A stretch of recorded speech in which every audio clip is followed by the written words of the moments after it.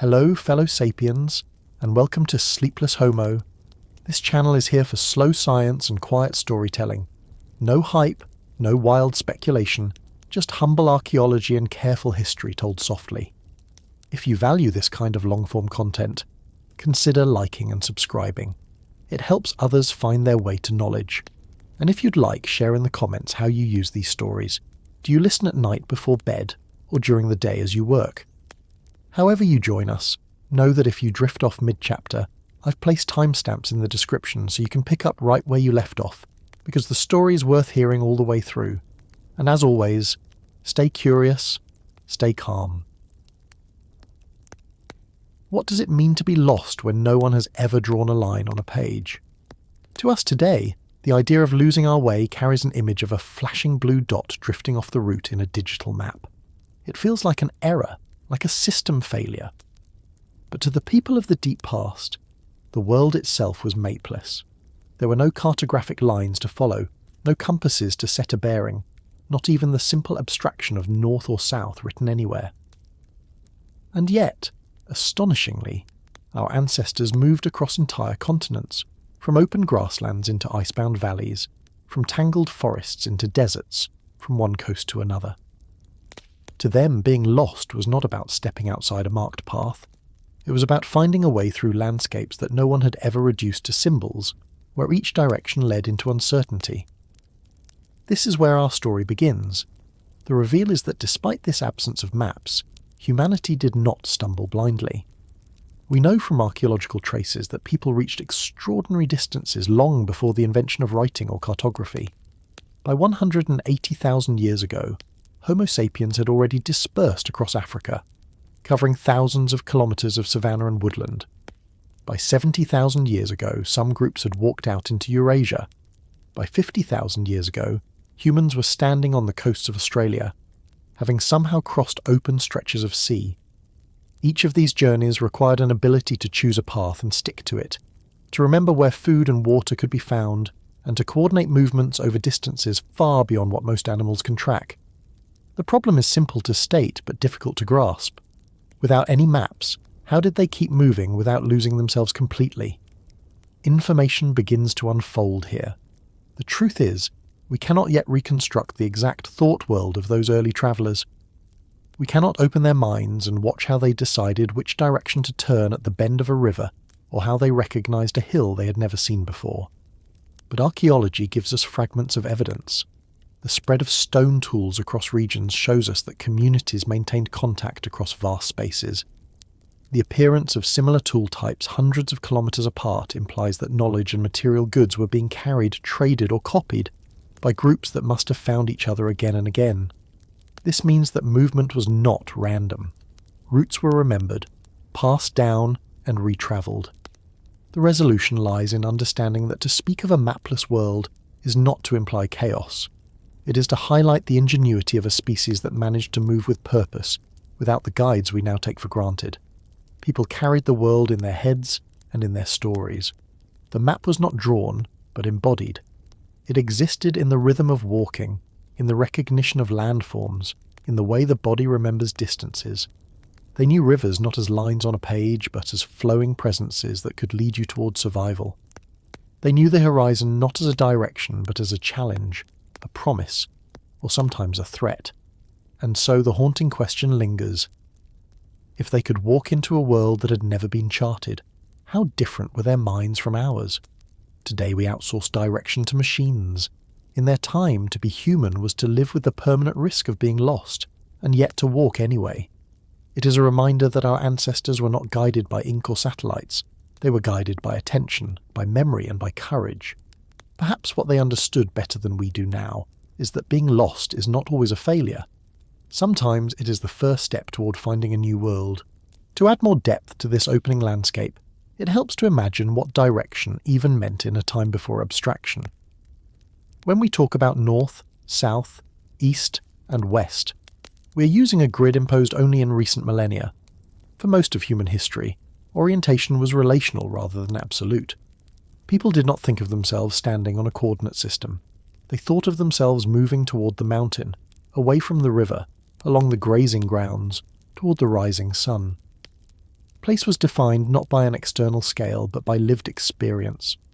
What mattered was not where something was in space, but how it related to your body, your group, and the tasks of survival. The world was not an atlas. It was a chain of remembered encounters. Archaeology gives us small glimpses of this. Campsites found in southern Africa show that people returned again and again to the same rock shelters over tens of thousands of years. In eastern Africa, obsidian tools have been traced to quarries many kilometres away, suggesting that individuals or groups walked long distances with clear intent. In Europe, even before Homo sapiens, Neanderthals carried stone raw materials across mountain valleys.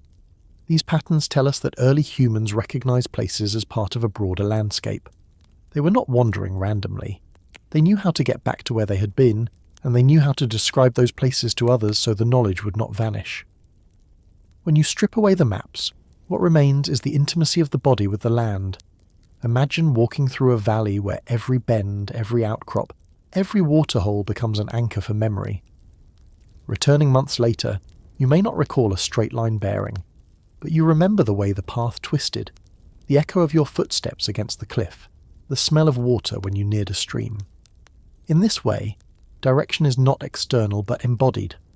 Modern research on memory suggests that our minds are especially attuned to recalling spatial sequences and landmarks.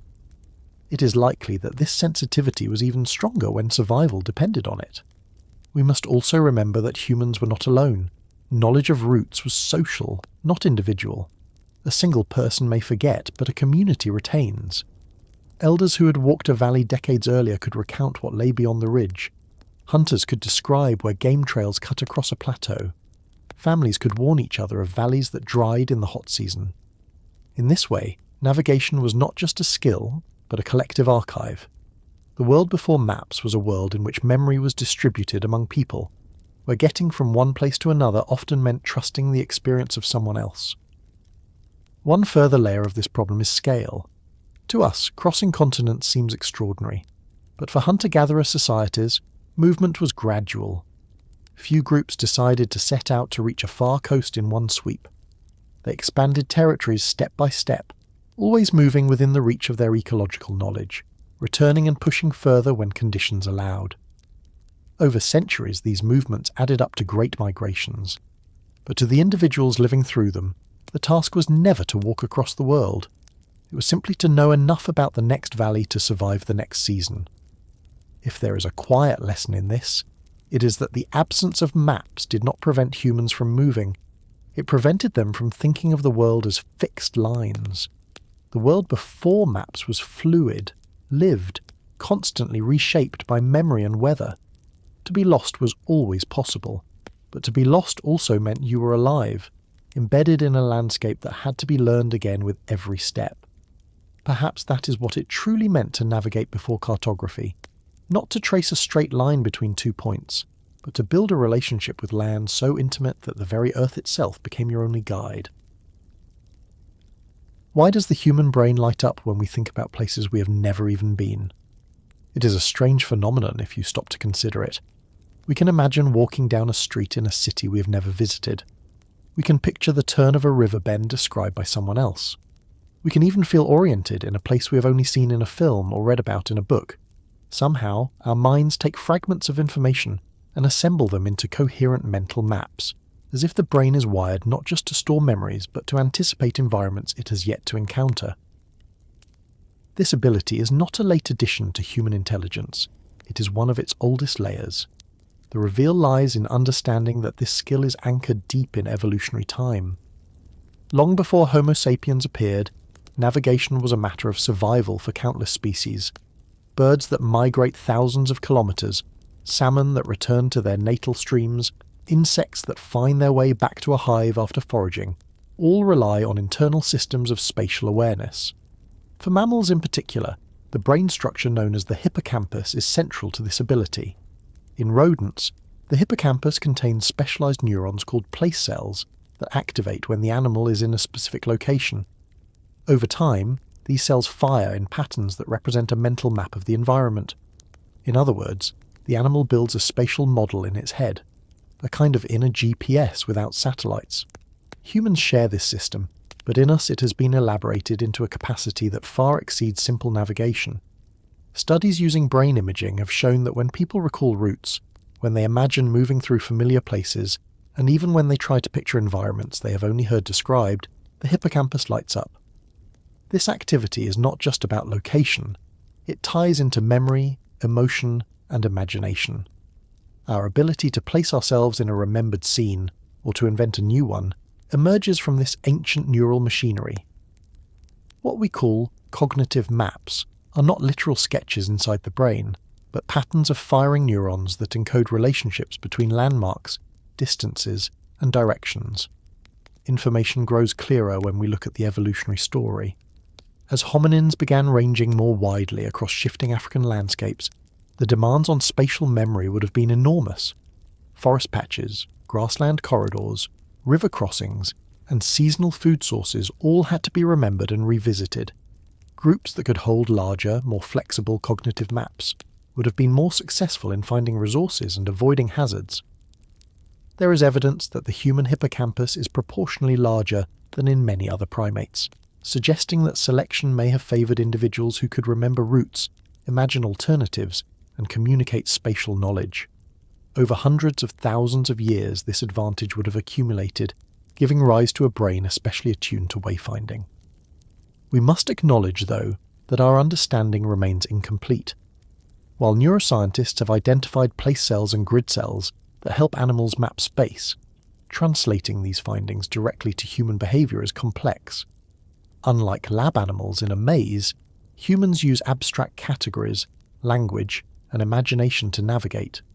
The hippocampus seems to serve not only as a spatial map, but also as a simulator of possible futures. When you plan a trip across town, you do not merely recall past routes, you project yourself into a future path, running scenarios in your head. This blending of memory and foresight may be uniquely human, or at least more elaborate in humans than in any other species we have studied. Resolution comes in recognizing that this innate compass is not a metaphor but a biological reality. It is built into our brains, honed over evolutionary time, and it shapes not only how we move but how we think. Some researchers even argue that our ability to tell stories, to imagine sequences of events, and to construct narratives about the past and future all grow from the same neural architecture that once kept our ancestors from getting lost. In this sense, the hippocampus is not just about space, it is about meaning. It allows us to situate ourselves, to connect events across time and place, to feel anchored in a world that is otherwise overwhelming in its scale. And yet the haunting question remains. If our brains evolved to hold a vast mental maps of shifting landscapes, what happens when we rely too heavily on external devices to guide us? Do we still carry the same inner compass, or is it being dulled by lack of use? Archaeology reminds us that our ancestors crossed continents without maps, while neuroscience shows us that their brains were equipped with extraordinary navigational machinery. Together these perspectives suggest that to be human has always meant to live with an invisible map glowing inside the skull, one that still lights up when we imagine places we have never seen. Perhaps the real mystery is not whether we have this compass, but whether we remember how to trust it.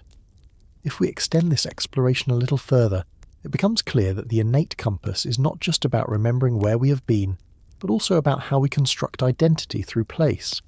Anthropologists studying nomadic societies often note that knowledge of the land is inseparable from knowledge of the self. To know who you are is to know where you come from, and to carry that memory forward requires a brain constantly engaged in mapping. It is not surprising, then, that disruption of the hippocampus in modern patients can cause not only disorientation, but also a fracturing of autobiographical memory. Lose your inner map, and you begin to lose your story. The ancient roots of this connection remind us that for early humans, memory and space were braided together in ways that went beyond practical survival. Another way to think about this is through the lens of exploration.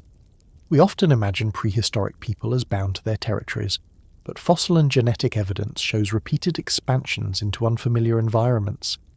Each of these ventures required individuals to extrapolate beyond what was already known. When a valley ended or a coastline turned, they had to project into the unknown. Neuroscience suggests that the hippocampus is crucial for this. not only encoding what is, but simulating what might be. In experiments, when people are asked to imagine walking through a completely new space, their hippocampus activates much as it does when recalling an actual memory. In other words, our brains treat imagined journeys with nearly the same seriousness as lived ones. This capacity would have been invaluable in evolutionary time, allowing our ancestors to plan routes they had never taken and to envision resources beyond the horizon. We should also note the variation. Not everyone's inner compass is the same. Modern studies show wide differences in navigational ability, with some people easily able to orient in new environments, while others struggle even with familiar ones. Some of this may be cultural, shaped by how often individuals practice wayfinding, but some appears biological, rooted in differences in hippocampal volume and connectivity. It is plausible that such variation also existed in the deep past. In a mobile hunting band, those with stronger spatial abilities may have naturally become guides or scouts. Their talents would not only aid the group, but also influence social roles and perhaps even survival. The diversity of human brains, often seen as a challenge, might have been one of our greatest strengths when faced with vast, uncharted landscapes. So when we ask why the human brain lights up at the thought of places unseen, the answer may be that we are not simply curious travellers, but creatures whose very consciousness is structured around orientation. The hippocampus does not just let us move through space.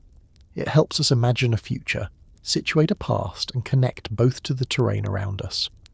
In that sense, our inner compass is as much about meaning as it is about direction, a quiet inheritance from evolutionary time that still guides us even when we forget to notice it. How did the first humans cross vast savannas with no signs, no paths, no maps? To stand at the edge of an open grassland stretching toward the horizon is to face both promise and peril. Grasslands are deceptive. From a distance they look uniform, endless waves of gold or green. But hidden within them are rivers, gullies, predators, and fire. For early humans 200,000 years ago, leaving the relative safety of a wooded habitat and stepping out into this exposed expanse required more than courage. It demanded an ability to read subtle cues in the environment and to stitch them into a workable system of orientation. The reveal is that our earliest large-scale journeys out of Africa were shaped not by abstract bearings but by ecological logic. When people began to range more widely beyond forested refuges, they learned to follow the features that structured the savannah. Rivers, for instance, are among the most reliable guides.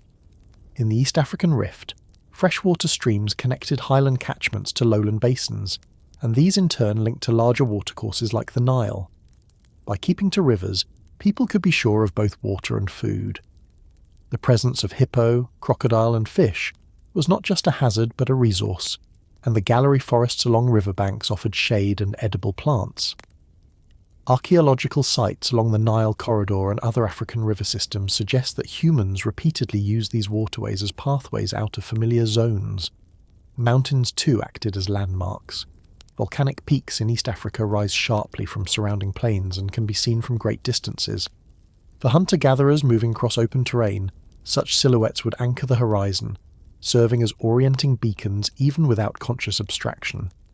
To this day, pastoralists and foragers in Africa speak of distant mountains as markers of direction, and it is not hard to imagine that early humans did the same. In some cases, mountains also concentrated rainfall and provided permanent springs, making them not only visual markers but literal lifelines. Herds of animals gave another layer of navigation.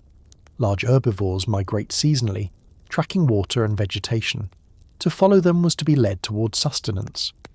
By reading the movements of antelope or zebra, early humans could anticipate the broader ecology. Fossil evidence suggests that hominins butchered animals along migration routes for hundreds of thousands of years, long before Homo sapiens. But by the time our species spread across Africa, the knowledge of animal trails must have been deeply ingrained. Predator tracks, dung paths, and the trampled corridors of elephants would all have served as natural roads carved into the grasslands. Vegetation itself spoke volumes. In a savanna, the subtle shift from tall grass to scattered trees signals a change in soil, water, or underlying rock.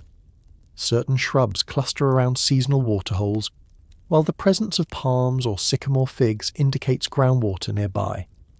Archaeobotanical studies show that humans were gathering wild grains and tubers in these environments long before formal agriculture.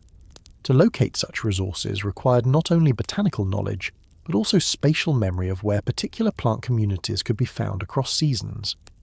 This is navigation not by compass, but by ecological literacy, an intimate reading of patterns invisible to the untrained eye. Information becomes clearer when we consider the archaeological record of movement itself. Fossil and genetic data suggest that between 200,000 and 100,000 years ago, Homo sapiens began to expand from southern and eastern Africa into northern regions. These expansions were not single heroic journeys, but waves of movement across ecological corridors.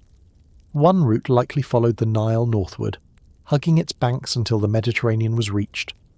Another moved east across the Horn of Africa, where coastlines and savannas intersected. The success of these journeys depended less on an innate sense of direction than on an ability to interpret rivers, mountains, herds, and plants as signs. Navigation was inseparable from survival ecology. We should be careful not to romanticize this. The savannah was dangerous. Waterholes that offered life also drew lions. Fire could sweep across the grasslands in a matter of hours. Storms could transform a dry basin into a floodplain. To cross such a landscape without markers required not only memory but constant adaptation. It is likely that many groups failed, dying of thirst or hunger when rains did not fall, or when resources were exhausted. The fact that some succeeded is what left us here to tell the story. Resolution emerges when we realize that the first routes out of Africa were not paved highways, but braided threads of ecological memory. Each step was guided by the land itself, by rivers that whispered of direction, by mountains that stood like sentinels, by herds that traced invisible roads, and by plants that hinted at water beneath the soil. To walk the savannah was to be immersed in a living map, one that shifted with seasons and storms, but could be read by those who paid attention. The haunting question remains, in our modern world of signs and screens, could we still step into such a landscape and find our way? Or have we forgotten how to hear the language of the grasslands that once carried our ancestors across continents? To extend this story of the first crossings, it helps to imagine the rhythms of travel itself. Movement across the savannah was not a straight march, but a cycle of stopping, observing, and adapting. Archaeological traces of hearths, stone flakes, and animal bones show us that groups paused often, establishing temporary camps before continuing onward. Each pause was a chance to take stock of the land, to memorize features, and to share observations with one another. This kind of mobility was not about speed. It was about accumulating knowledge slowly until the landscape became legible. By the time a group reached new territory, they already carried a mental archive of valleys, slopes, and watering places stitched together across weeks or months of travel. One overlooked element in these journeys is sound. The savannah is not silent. Bird calls shift with time of day. Insects drone differently in wet and dry seasons, and distant thunder can signal where rain has fallen. People could have used auditory cues to orient themselves, not in the way we think of a modern compass, but in subtler forms. The constant murmur of a river in the background, or the distinctive echoes of cliffs that told them they were nearing a familiar ridge. In open landscapes, sound carries far, and learning its patterns may have been as important as sight in building a mental map. Another aspect was fire. Natural wildfires sparked by lightning were common in African grasslands. The smell of smoke on the horizon, the colour of the haze in the distance, and the charred remains of previous burns all created markers in time as well as space. Early humans, who already knew how to use fire, might have remembered burned landscapes as signposts, returning months later when regrowth brought grazing animals back. These cycles of destruction and renewal turned fire itself into a kind of clock for navigation, signalling when certain routes would again become rich with resources. We can also consider how these movements reshaped human social life. As groups dispersed across larger territories, encounters with strangers became more likely. Archaeological evidence of exotic stone materials and ornaments suggests long-distance contacts and exchanges. For such interactions to occur, people had to not only find their way across Savannah corridors, but also remember where other groups could be found. Navigation here was not just about finding water or game, but about maintaining the social fabric that kept populations viable. To be lost in this sense meant not just wandering off course, but losing touch with allies, trading partners, or potential mates. Geography and society were intertwined. It is important too to think about children. The knowledge of savanna landscapes could not have been learned instantly. Young people would have been taught from early age how to notice subtle cues in vegetation, how to read animal paths, and how to recall distant features. What we see as extraordinary feats of navigation were, for them, ordinary lessons passed along by parents and elders. We do not have written records of these teachings, but the sheer success of human expansion tells us that such knowledge was embedded deeply in culture, reinforced daily by the need to survive. So the picture that emerges is not one of heroic exploration, but of slow, attentive immersion. The savannah was vast, but it was also richly communicative to those who knew how to listen. Humans crossing it were not wandering blindly, but engaging with an environment that, for all its dangers, offered guidance at every step. Perhaps the haunting realization is that the skills honed in those journeys are still latent within us, buried under centuries of reliance on external maps. If stripped of our devices and signs, would we be able to reawaken that ancient literacy, or has the savannah's language faded too far from human memory? The sun sets every day. Did it teach us direction before we even had words for east and west? It is easy to forget that the most consistent guide in human history has always been there, rising and falling without fail. Long before compasses, long before anyone carved lines on bark or stone, the sun offered a rhythm that could be read with the naked eye. Its path gave order to time, its shadows gave clues to orientation, and its seasonal shifts drew invisible arcs across the sky that told people more than they might have realized. When our ancestors walked across unknown landscapes, the sun was their silent companion, pointing the way with a reliability that no river or mountain could ever match. The reveal is that humans everywhere learned to use this cycle in different ways. The simplest was the daily pattern of shadows.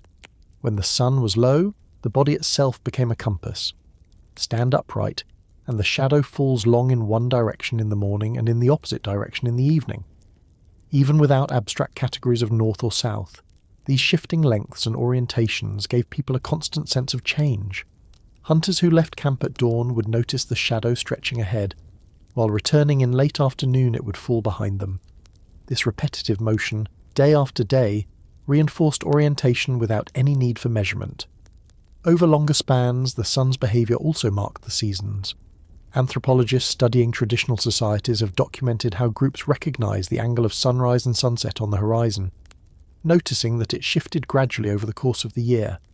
In higher latitudes, these arcs changed dramatically, offering cues for seasonal migrations or resource cycles. In equatorial zones, the sun passed almost overhead, but even there, subtle changes in its height could signal the approach of rains or the lengthening of the dry season. For people without calendars, the sky itself became the record. Archaeological sites suggest that some stone alignments, such as those in the Sahara and the Levant, may have been oriented to solstices or equinoxes, hinting that people were tracking solar cycles tens of thousands of years ago. These alignments might not have been observatories in the modern sense, but they reflect an attentiveness to the sun's regularity that could be translated into practical guidance. Information grows even richer when we think about movement itself. Crossing open plains or deserts without landmarks, the sun provided both direction and a sense of time. By keeping track of its position relative to the body, travellers could maintain a steady course. By watching its height, they could estimate how far they had gone and how much daylight remained.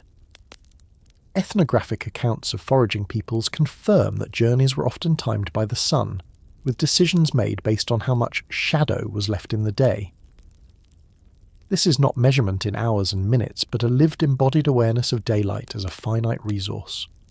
We also see hints of the sun's importance in the architecture of later prehistoric sites. The passage tombs of Neolithic Europe, such as those at Newgrange in Ireland, align with the winter solstice sunrise. Though these are far younger than the first migrations of Homo sapiens, They reveal a continuity of attention. If farmers 5,000 years ago were aligning monuments with the sun, it is reasonable to think that foragers tens of thousands of years earlier were already sensitive to its path, even if they left no permanent structures. The difference lies in permanence, not in perception. There is also the practical matter of heat. In tropical or desert zones, the sun was not only a guide but a force to be managed. Journeys often began in early morning or late afternoon to avoid the midday blaze. This meant that navigation was bound up with survival strategies. Knowing how the sun moved allowed people to plan rests, locate shade, and judge when to seek water. In this sense, orientation was inseparable from bodily endurance. It was not enough to know direction. One had to time movement according to the sun's relentless cycle. Yet even with all these benefits, we should acknowledge the limits. The sun vanishes in cloud or storm. On overcast days, shadows blur, and the guide is gone. For this reason, people never relied solely on solar cues. They combined them with rivers, vegetation, or animal movements. But when the sky was clear, the sun offered something unmatched, a universal anchor visible to anyone who looked up. Its constancy across generations made it perhaps the first tool of navigation shared by all humans, no matter where they lived. Resolution comes when we realize that orientation by the sun required no instruments, no mathematics, no abstractions. It demanded only attention. The rising light at dawn, the slow crawl of shadows across the ground, the arc of setting fire on the horizon, these were enough to keep a group on course. The haunting question is whether we still see what they saw. Today, many of us can pass an entire day without noticing the sun's position, relying instead on clocks and screens to tell us where we are in time. Yet the same cycle continues above us, unchanged from the days when it guided our ancestors across savannas and deserts. Perhaps to look up and notice it again is to reconnect with the oldest compass we ever had, the one written in light and shadow long before anyone dreamed of east or west. Another dimension of the sun as a guide lies in the way it interacts with the landscape itself. Hills, cliffs, and valleys catch light differently at different hours, creating patterns that can be recognized and remembered. For early humans moving repeatedly through the same terrain, these changes in illumination would have been like a clock embedded in the land, a particular ridge glowing gold at dawn, or a shadow creeping across a canyon wall at midday could serve as signals as reliable as any trail marker. Even today, shepherds and desert nomads sometimes describe places not by fixed bearings, but by how they look at certain times of day, as if the sun itself paints landmarks with information. This layering of light and topography added nuance to the simplest form of navigation, transforming ordinary features into temporal signposts. We also need to consider the psychological comfort of the sun. For groups venturing into new environments, its daily reappearance would have been an anchor of certainty in a world filled with uncertainty. Archaeologists cannot measure this directly, but ethnographic accounts suggest that predictable celestial events often hold symbolic or spiritual significance. The sun's cycle may have been reassuring precisely because it was immune to the chaos of storms, predators, or scarcity. To wake each morning and see the same light returning could affirm that orientation was possible, that the world itself was stable enough to be learned and traversed. Navigation, then, was not just technical but emotional. Another subtlety is the horizon itself. In open landscapes, the exact point of sunrise and sunset shifts with the seasons. People who paid attention could remember that the sun rose furthest to the left in one season and furthest to the right in another. This movement along the horizon created a natural calendar, but it also offered a broader frame of orientation. Knowing where the sun tended to rise or set during particular times of year could help people keep track of long-term journeys. Such knowledge would not appear overnight, but through decades of careful observation passed down across generations. Finally, there is the interplay between sun and movement across water. Even without stars or instruments, a clear view of the sun gives direction on open lakes or along coastal routes. By watching its climb and descent, early travellers could maintain a rough bearing over hours of paddling or walking beside shifting shorelines. This does not mean they sailed the seas guided only by the sun, but it suggests that the same principles used on land extended into aquatic environments, further broadening the scope of human navigation. What emerges from all of this is a picture of the sun as more than just light and heat. It was a living guidebook written across sky and land, available to anyone willing to look. In its cycles, humans found direction, time, reassurance, and rhythm. The unsettling question is whether this awareness remains within us, dormant, or whether centuries of mechanical timekeeping and electronic maps have dulled our ability to read the oldest guide of all, the one that has never once failed to rise. What if the stars were not myths, but the oldest road signs? Imagine walking at night across an open plain, the grass shimmering silver in the moonlight, predators stirring unseen at the edges. The sun is gone, the rivers may be hidden in darkness, and the landmarks of day dissolve into shadow. What remains overhead is the great sprawl of the sky, a canvas of points that shift through the hours but always in patterns, always in cycles. Long before writing, long before formal geometry, human beings looked upward and realized that the heavens could be read. This realization transformed the night from a time of fear into a guidebook written in light. The reveal is that stars offered not only beauty but consistency. Unlike animals or rivers, the stars did not change their paths from one year to the next. The constellations rose and set in predictable sequences. For people who watched carefully, they could be relied upon as markers of season and direction. We cannot say with certainty when the first humans began using stars for navigation, but by 50,000 years ago, Homo sapiens had already reached Australia, a journey that almost certainly required night travel and orientation by the heavens. In the Pacific, later Polynesian navigators would refine these techniques into extraordinary mastery, but the roots go far deeper, into a time when looking up meant survival. Information about how this might have worked comes from multiple lines of evidence. First is ethnographic. In many traditional societies, constellations are not abstract shapes but meaningful figures, hunters, animals, or tools. These images serve a dual purpose. They embed cultural stories and they act as mnemonic devices for navigation. Knowing when Orion rises, or when the Southern Cross tilts at a certain angle, provides information about season and direction.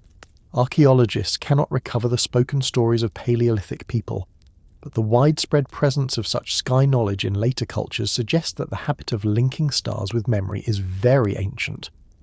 The mechanics are straightforward, though powerful. Stars rise in the east and set in the west like the sun, but with more variety. Each star's path is fixed relative to the others, creating a stable map across the seasons. By learning where certain bright stars appear on the horizon, travellers could orient themselves over long distances. For example, Polaris, the North Star, has been a reliable marker in the northern hemisphere for millennia, barely shifting its position in the night sky. In the southern hemisphere, constellations like the Southern Cross served a similar role, tilting to point towards south. Even without mathematical instruments, these cues allowed travellers to maintain direction far beyond the reach of daytime landmarks. There is also archaeological support for early stargazing. Some of the oldest cave paintings, dating to around 30,000 years ago, may encode constellations. At sites in France, clusters of dots painted alongside animals have been interpreted by some researchers as depictions of the Pleiades or Orion. These interpretations are debated, but even the possibility suggests that people were paying close attention to the night sky. Later megalithic structures, from Stonehenge in Britain to Nabta Playa in the Sahara, show alignments with solstices and star risings, reinforcing the idea that celestial observation was integral to human life. But stars were more than compass points. They were also clocks. The appearance of particular constellations at dusk or dawn signalled the turning of seasons. For foragers, this meant knowledge of when certain plants ripened or when herds migrated. In coastal communities, it meant knowing when to expect seasonal winds or rains. The heavens became a calendar that stretched beyond the immediate horizon, letting humans anticipate cycles long before they unfolded. This capacity to plan ahead is one of the hallmarks of modern cognition, and the stars offered a framework for it. We should not underestimate the difficulty. To use stars as guides requires patient observation over years, even generations. It means noting not just that a constellation rises, but when and where on the horizon, and how that changes as months pass. It demands that groups encode this information in ways that can be remembered and shared. Without writing, the sky itself became the text, its repetition ensuring that anyone who looked up long enough could begin to read.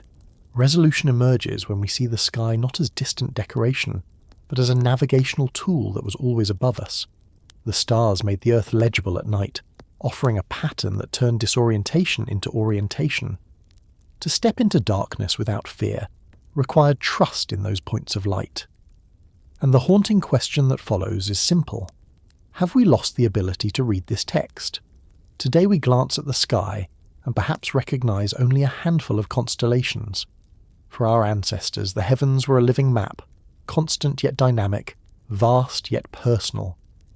To walk by starlight was to walk with the oldest road signs humanity ever knew, written across the sky in a language of fire that we once spoke fluently and may now only dimly recall.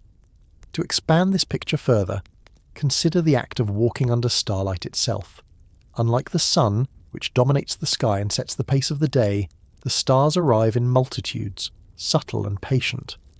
Moving by their guidance requires more than spotting a single bright point. It involves building a relationship with patterns that shift hour by hour. A constellation that stands high overhead at nightfall will have rotated toward the horizon by dawn. For travellers, this meant that the sky had to be read not as a static chart, but as a moving theatre, where every act carried meaning. The sky at midnight was not the same guide as the sky at dusk. Remembering these differences and anticipating the shift across the night gave humans a way to sustain direction over many hours of darkness. One of the most remarkable aspects of this skill is its precision without instruments. Modern experiments with indigenous navigators, especially in oceanic settings, show that experienced travellers can detect extremely small changes in star position. They do this not by measuring angles, but by training memory to notice where stars rise relative to the horizon, a tree, or a hill.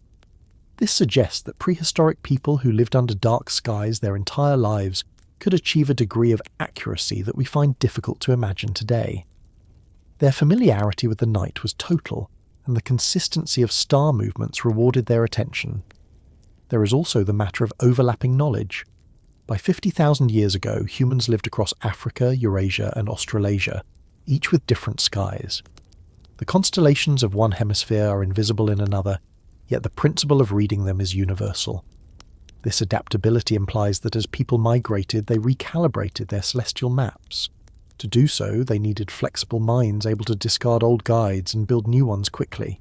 It may even be that migration itself strengthened this ability, since survival depended on mastering unfamiliar skies as much as unfamiliar lands. We should also remember the darker side of night. Predators are most active under cover of darkness. To travel then required careful risk management. But if humans chose to move under the stars, it was likely because the benefits outweighed the dangers. Cooler temperatures reduced the stress of long journeys. Darkness concealed groups from rival bands or dangerous animals, and crucially, the stars gave confidence that movement would not descend into chaos. Where the savannah by day might stretch endlessly in sameness, by night the sky offered reference points fixed above the monotony. Taken together, these details remind us that starlight navigation was not a minor skill, but a cornerstone of expansion. To follow the stars was to join the movements of the heavens with the movements of the earth, weaving cosmic cycles into the fabric of human survival. And perhaps the most humbling realization is that this map in the sky is still there, unaltered, waiting to be read. The difference is not in the stars, but in us, in whether we choose to look up and remember what they once meant. Would you risk a crossing if you did not understand the pull of the moon? Imagine standing on a shoreline 50,000 years ago, staring across a stretch of water that separates familiar ground from the unknown. The tide is out, revealing a wide band of sand. Hours later, the same place will be swallowed by waves, the shoreline remade as if the land itself had shifted. For early humans moving along coasts or daring to cross narrow seas, these rhythms were not background scenery, but forces that shaped the very possibility of survival. The moon and its tides became guides, calendars, and warnings all at once. The reveal is that by the time humans began coastal migrations, they had already noticed the moon's power. It waxed and waned in a predictable cycle, brightening the night to silver clarity before fading into darkness. These changes altered when it was safe to move, when fish could be caught, and when crossings were possible. Archaeologists studying early shoreline settlements have found evidence of shell middens, fish traps, and hearths situated with remarkable awareness of tidal zones. While we cannot know the thoughts of the people who built them, the placement suggests an understanding that the moon was tied to the sea and that its phases mattered for planning. Information about navigation by moonlight is equally revealing. On nights of a full moon, landscapes are transformed. Shadows sharpen, water glistens, and travel that would be treacherous in total darkness becomes possible. For groups moving along coastlines, this meant that long journeys could be scheduled around the lunar cycle. Ethnographic parallels show that many foraging peoples time certain activities, from hunting to shellfish gathering to phases of the moon. It is reasonable to infer that Paleolithic groups too chose their movements based on how much light the sky would give them. In this way, the moon served as both clock and lantern, stretching the safe hours of travel and anchoring memory to recurring patterns in the heavens. Tides added another layer of complexity. Coastal environments are treacherous precisely because they change so quickly. A path that is dry in the morning may be underwater by afternoon. Fish shoals and shellfish beds appear and disappear with the tide. To survive, humans had to learn not only the daily rhythm of ebb and flow, but also the larger cycles of spring and neap tides tied to the new and full moons.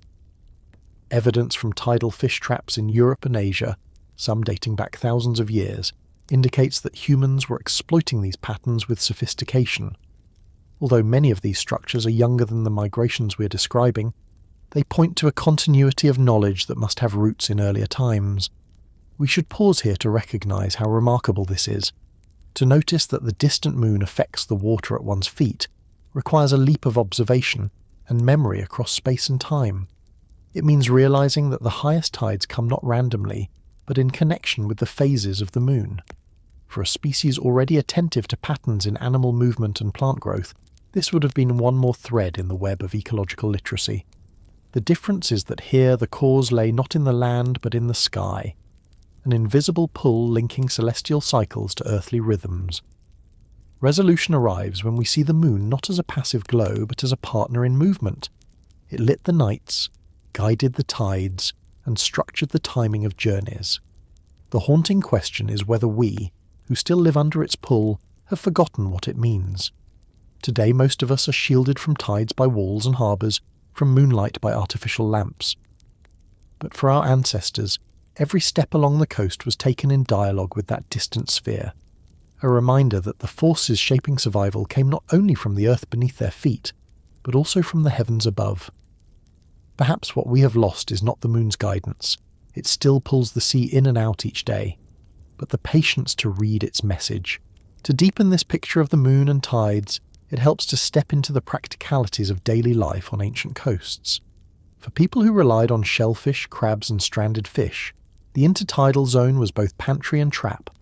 The knowledge of when rocks would be exposed or submerged could mean the difference between a feast and a wasted effort. Archaeological middens, some tens of thousands of years old, preserve layers of shells that testify to repeated harvesting. These heaps are more than garbage. They are fossilized schedules, records of people returning again and again to the shore when conditions were right. The rhythm of the tides shaped human calendars long before the invention of writing. Moonlight itself carried symbolic weight, though not in the mythical sense we might imagine. From a purely pragmatic view, its cycles gave structure to activities that required cooperation in darkness. A hunt for nocturnal animals, a group move to a new camp, or a careful crossing of tidal flats could all be synchronized with the waxing moon. Paleolithic people may have had no words for lunar month, but they surely understood that the moon's phases repeated with such regularity that events could be planned around them. Even the length of a human gestation, close to 10 lunar months, might have reinforced this awareness, linking the cycles of the sky to the cycles of life. There is also evidence that coastlines served as natural corridors for long-distance migrations. Moving along the edge of land and sea offered consistent resources and relatively open routes compared to the tangled interiors of forests or mountains. But to stay on these corridors required close attention to the timing of tides. In certain regions, tidal flats extend kilometres offshore, allowing easy passage during low water, but cutting off return when the flood rises. Imagine a small band of people trapped on a sandbar because they misjudged the cycle. Those who survived learned to read the signals, the damp lines left on rocks, the smell of seaweed, the cries of birds that fed on exposed shellfish. These details, combined with the moon's phases, built a system of prediction. In effect, the tide itself became a kind of moving landmark, one that could not be fixed in space but only in time. Modern experiments with coastal foragers have shown that people can predict tidal rhythms with remarkable accuracy simply by observing moonrise and moonset over several days. They know when spring tides will bring extreme highs and lows, and they time their harvesting accordingly. If such precision is possible today without instruments, it is reasonable to assume that prehistoric humans achieved it as well. What they lacked in written charts, they made up for in continuity of memory, with each generation inheriting the observations of the last. This accumulated knowledge turned the moon from a distant light into a trusted companion, one whose behaviour could be anticipated and relied upon. The haunting thought is that the moon has not changed since then. Its pull on the seas remains as constant as it was 50,000 years ago. What has changed is us. We have built seawalls, ports, and artificial calendars that hide its influence from our daily awareness. Yet somewhere deep in our evolutionary memory lies the understanding that to move safely along the shore, to harvest the riches of the sea, and to dare crossings into the unknown, one must first look upward and consider the moon. It is humbling to think that every tide still repeats the lessons our ancestors once read so carefully, even if we have forgotten how to listen. When in doubt, follow the water, but how far could rivers take us? To stand at the bank of a river in the deep past was to face a paradox. On one hand, water promised life, fish, reeds, drinkable pools, and the animals that gathered to quench their thirst. On the other, rivers were unpredictable, sometimes barriers, sometimes pathways, sometimes deadly torrents. Yet when our ancestors began to spread across continents between 100,000 and 10,000 years ago, they turned again and again to rivers as their most dependable guides. For groups navigating landscapes without maps, rivers were the highways of prehistory. The reveal is that the first large expansions of Homo sapiens across Africa, the Near East, and deeper into Eurasia show an unmistakable pattern. Archaeological finds of stone tools, bones, and campsites cluster along river valleys. In eastern Africa, obsidian artifacts travelled many kilometres from their sources, implying that groups were moving along connected waterways that stretched through the Rift Valley. The Nile, flowing northward from the highlands to the Mediterranean, became a corridor that linked climates, ecosystems, and people. Following water meant following life itself, because wherever a river ran, the land around it was richer than the surrounding plains. Information about how rivers shaped these journeys is abundant, though incomplete. Rivers provided practical orientation in two ways. They offered continuous linear routes that could be followed for days or weeks, and they acted as predictable sources of landmarks. The bends of a river, the confluence of two channels, or the distinctive cliffs cut by erosion all left impressions that could be remembered and described. Even today, the brain recalls paths more easily when they follow linear features. For early humans, this would have made rivers far easier to memorize than arbitrary crossings of open plains. In this sense, watercourses structured the mental maps of whole populations. Beyond memory, rivers carried ecological signals.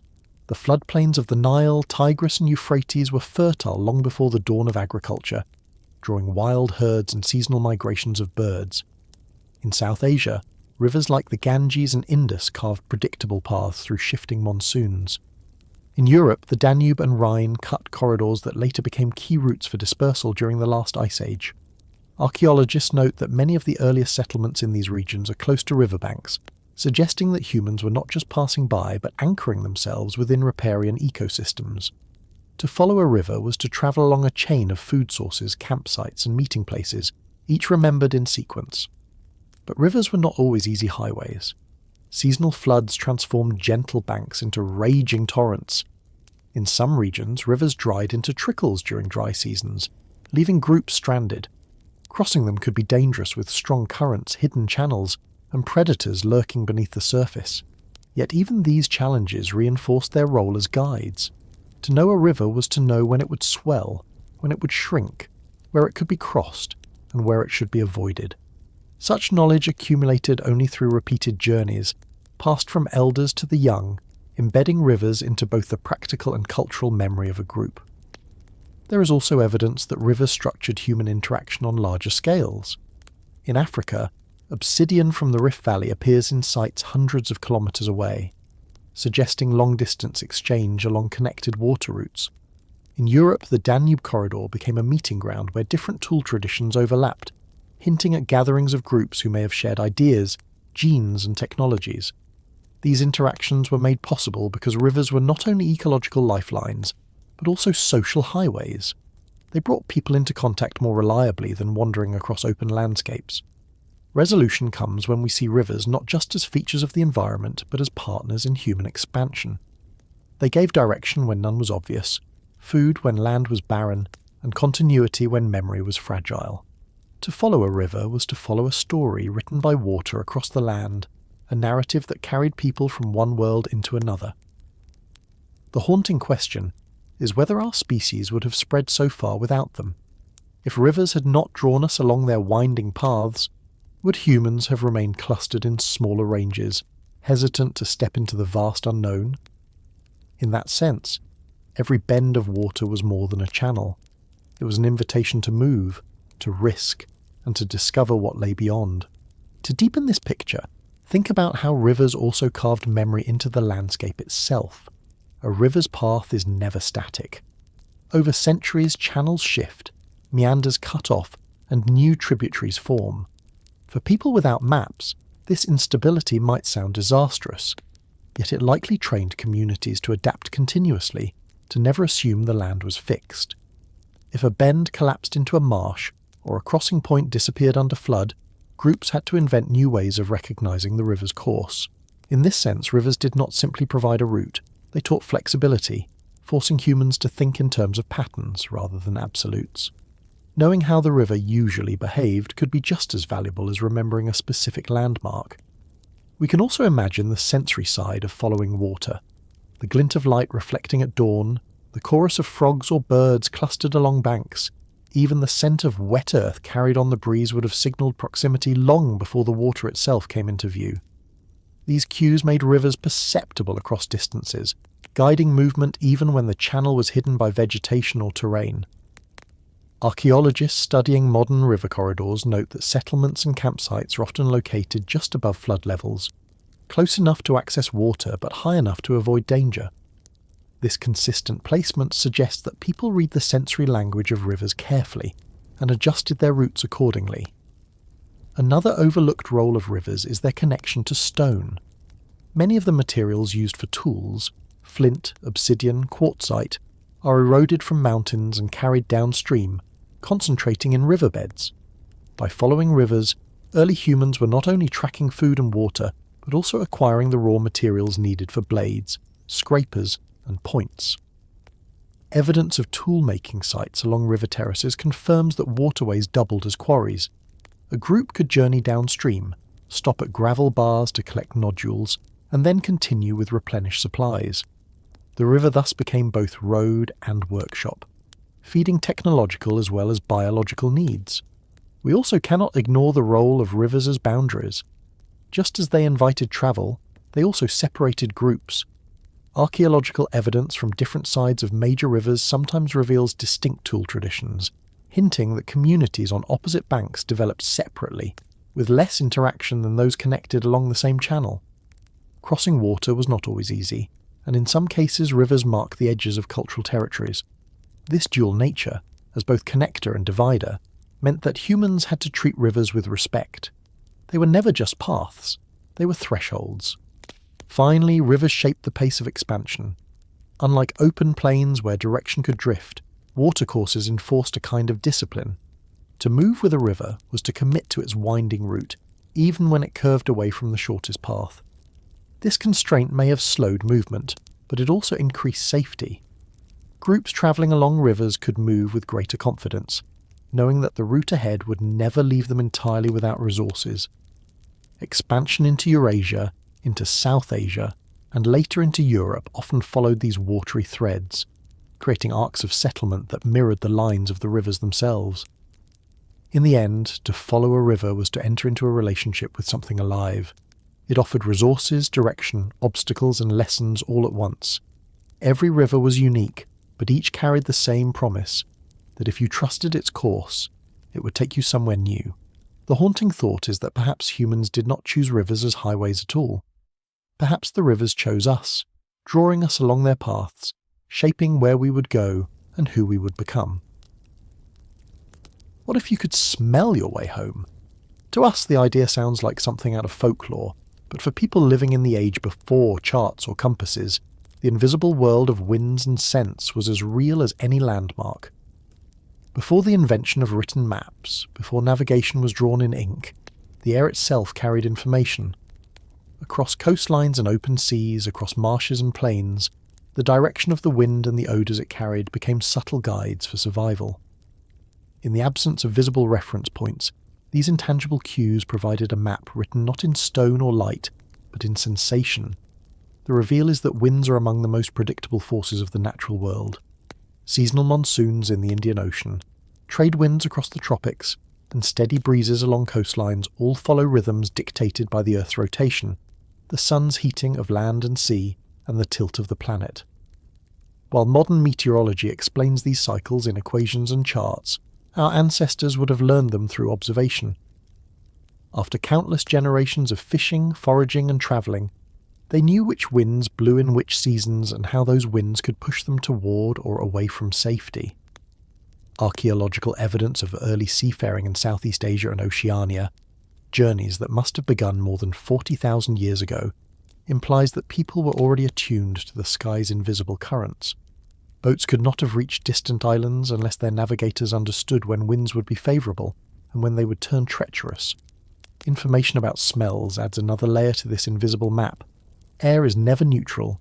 It carries salt from the sea, resin from forests, dung from herds, smoke from fires, and the damp, earthy scent of rain before it arrives. For people moving across open water, the smell of land could sometimes be detected long before it appeared on the horizon.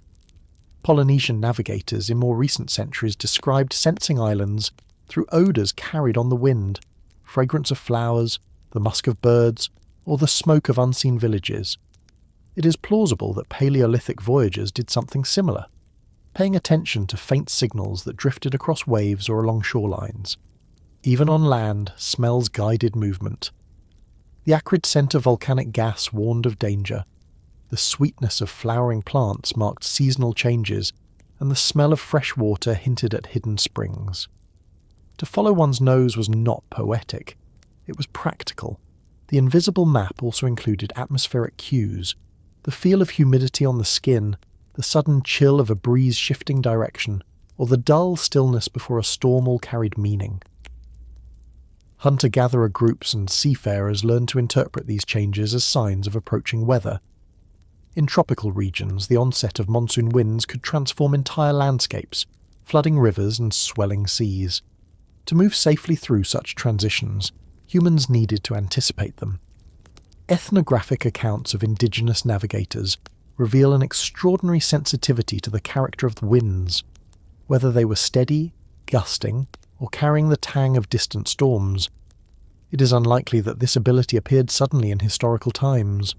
More probably it was cultivated across tens of thousands of years, rooted in the patient attentiveness of people whose lives depended on what the air whispered.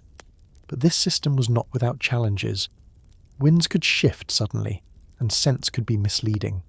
The smell of salt might suggest the sea was near, but coastal winds can carry it far inland. Smoke might promise a village or camp, or it might signal wildfire and danger. To rely on the invisible map required constant testing and cross-checking with other signs.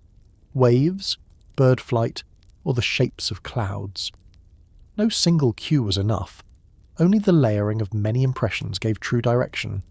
This required a collective memory, where each generation learned to notice what had proven reliable, and to disregard what had led to failure. Resolution comes when we see that navigation has never been purely visual.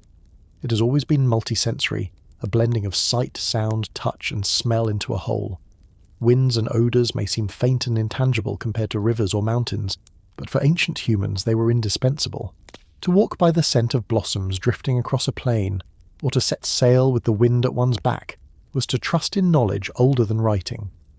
The haunting question is whether we can still perceive these things. Surrounded by engines and concrete, the subtle textures of air are muted for us. Yet the wind still shifts with the seasons, and the scents of land still drift out over water.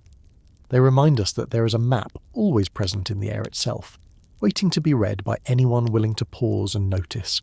To extend this further, it is worth imagining the first time a group realized that the wind itself could be predictive. Unlike a mountain or river, air does not stay still, and yet it moves with enough regularity that people learn to sense its rhythms. Along coastlines, breezes often blow inland during the day as the land heats faster than the sea, then reverse direction at night when the surface cools. For early foragers camped near the shore, these daily reversals would have been impossible to ignore.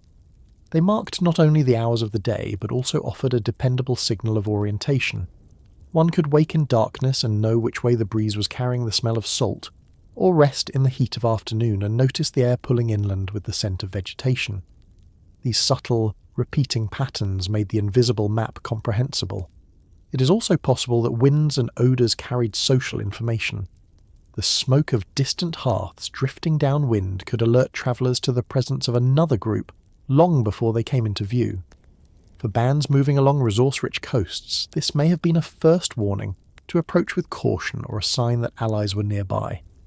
Unlike rivers or mountains, which only reveal their presence when you are already upon them, the air could act as an early messenger. To recognise such signals required keen attention and an understanding that the wind did not simply blow, it delivered information from unseen places.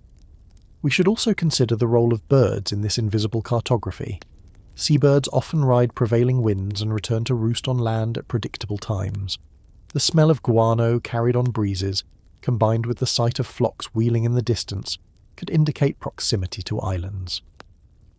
For Paleolithic groups daring to push beyond familiar coasts, such cues might have tipped the balance between survival and disaster. Even inland, the sudden smell of wet feathers or the sound of wings cutting through shifting air could mark a change in direction toward water. The map of winds and smells was never read in isolation. It was intertwined with the living creatures that moved through it. In many ways, this form of navigation reveals something profound about human perception. To move by scent and airflow is to inhabit a world that modern people rarely notice, but it is a world that once defined our ancestors' possibilities. What seems ephemeral to us was dependable to them. The haunting question is not whether this knowledge existed, we see too many hints across ethnography and archaeology to doubt it, but whether it still lingers within us, dulled by disuse. Could we, stripped of our instruments, still read the air as they once did, or has that map faded beyond recall? Did reindeer and mammoths leave us the first road maps? To think of an animal's path as a kind of human guide may feel strange to us now, but for countless generations of hunter-gatherers, following animals was not only a way of finding food, it was also a way of finding direction. Long before people traced routes on parchment or carved them into stone, the migrations of herds and the beaten tracks they left across the land created the first visible lines through otherwise featureless terrain. To move through those landscapes was to read the world as if it had already been marked out by other creatures. The reveal is that nearly all of the great Paleolithic landscapes were shaped by animal movement. In Ice Age Europe, herds of reindeer, aurochs and bison migrated along well-worn seasonal corridors. In Africa and Asia, elephants and antelope did the same, shaping savannas and woodlands with trails that stretched for miles. These paths were not random. They often connected water sources, passed through natural passes, or skirted dangerous terrain. For humans without prior knowledge of a region, stepping onto an animal trail was like stepping onto a natural highway. Even today, archaeologists and ecologists note that many modern roads in Europe and Africa follow ancient game trails, suggesting that once an animal established a workable route, humans were quick to adopt and preserve it. Information about how hunter-gatherers read these trails is preserved partly in ethnographic accounts. For example, sand trackers in southern Africa can distinguish not only the species that made a print, but also its age, its gait, and even the condition of the animal. They are in effect reading a moving diary of the land. While this knowledge is living today, it almost certainly stretches back deep into prehistory. the ability to distinguish the fresh trail of a reindeer from one that was a day old would have been essential to survival. But beyond hunting, such skills also provided reliable paths through difficult landscapes. A human band might follow a herd only for a few days, yet the route could take them across rivers, valleys, and feeding grounds that might otherwise have been difficult to navigate. There is another layer to this. Animals are often more cautious than humans, and their trails avoided certain hazards by necessity. Elephants would rarely force their way up cliffs, reindeer would avoid deep bogs. By following them, humans could piggyback on millennia of animal knowledge. The herd became a teacher not only of where to find food, but of how to cross a land safely.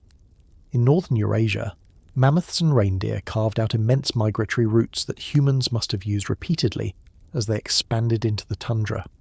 To this day, the fossilized bones of mammoths are found in clusters along these corridors, silent witnesses to paths once travelled by both beasts and people. But animals did not only mark long routes, they also left the finer threads of navigation. The paw prints of predators warned of danger, the tracks of small game hinted at food opportunities, and even the trampling of grass in a meadow indicated recent passage. For a human, the ground was a text that could be read, with animals as the authors. To live in such a world was to see every bent reed and overturned stone as information. Archaeologists studying ancient campsites often find concentrations of animal bones that suggest repeated targeting of migratory herds. These sites are frequently located in natural bottlenecks, river crossings or mountain passes, places where animals were forced to travel. To find such spots again and again, humans must have learned the regularity of animal behaviour, turning it into a geographic memory. This raises the question of whether animals gave us the first sense of cyclic time. Herds returned seasonally, their movements tied to rains, grass growth, or snowmelt. By following them, humans not only moved across space, but also oriented themselves in time. The return of reindeer herds in spring or autumn was as much a calendar as a path.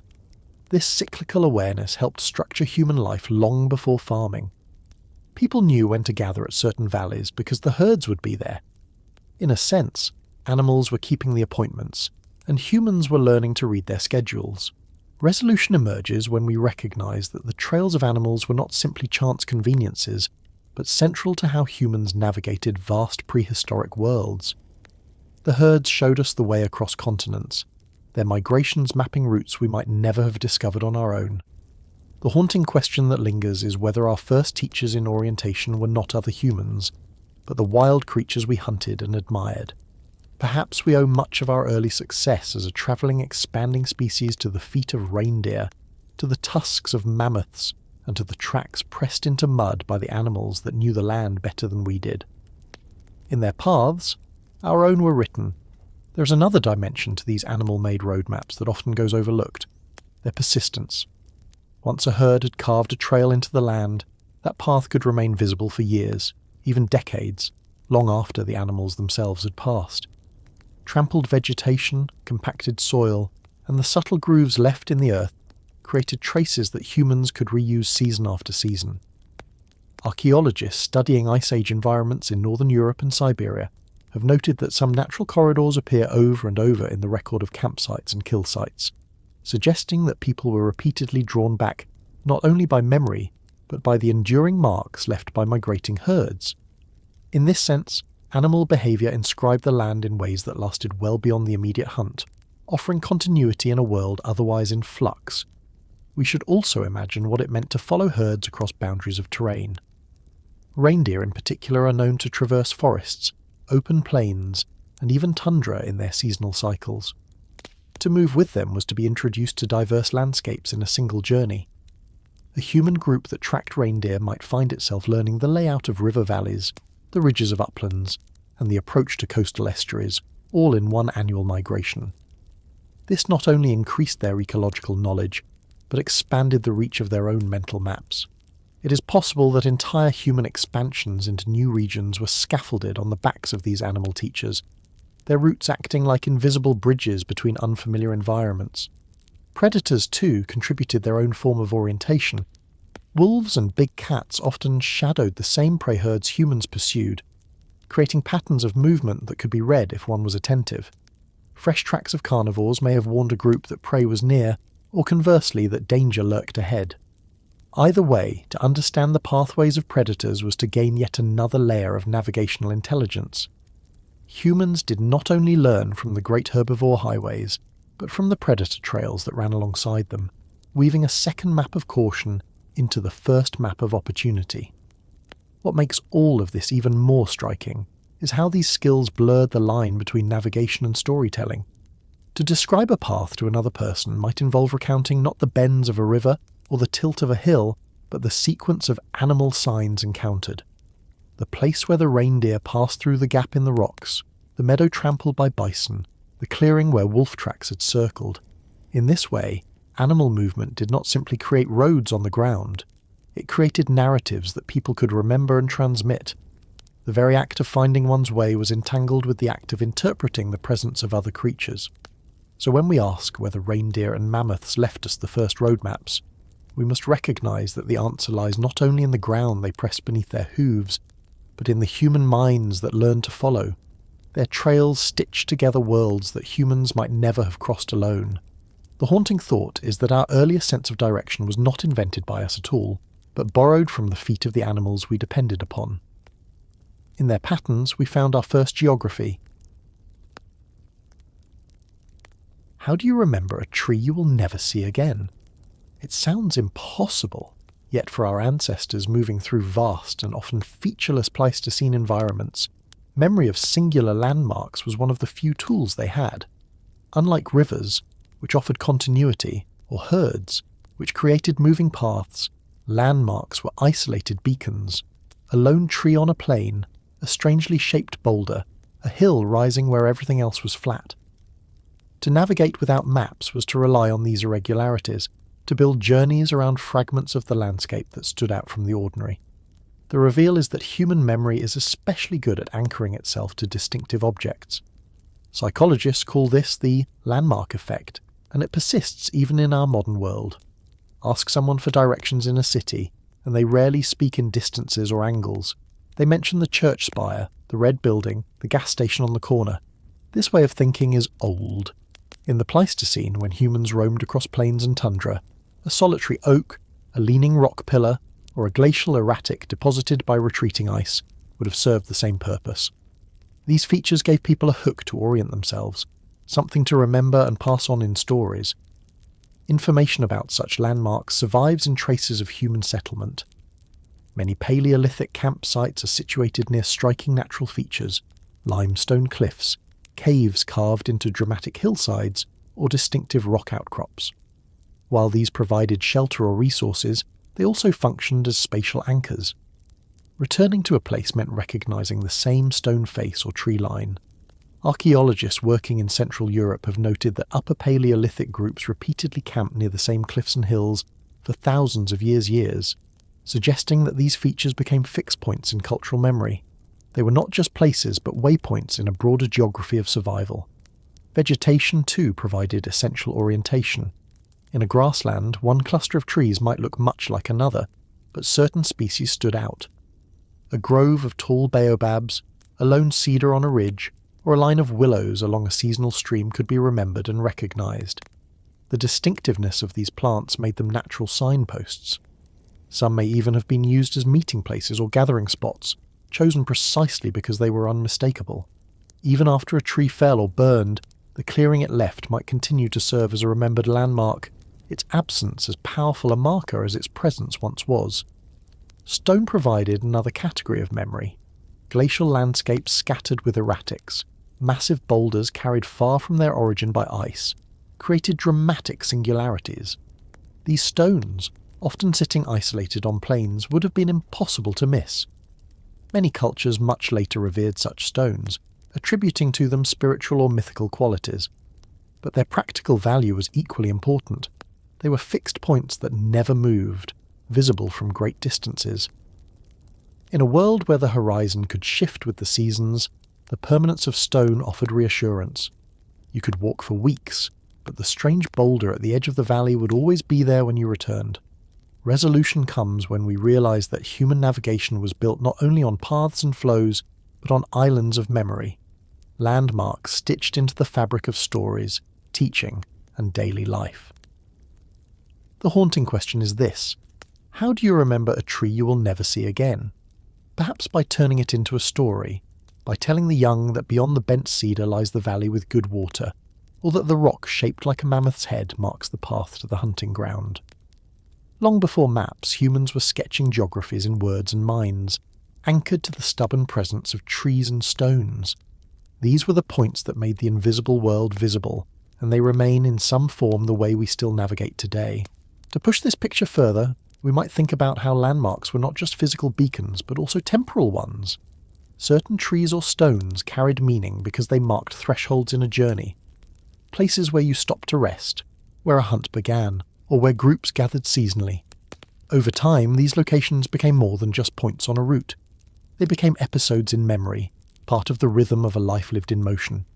A boulder was not only a marker of direction, it was the place where your grandmother once skinned a reindeer, where the group camped before the storm, where the trail split and choices had to be made. In this way, landmarks gathered stories like moss, each retelling making them more vivid and more impossible to forget.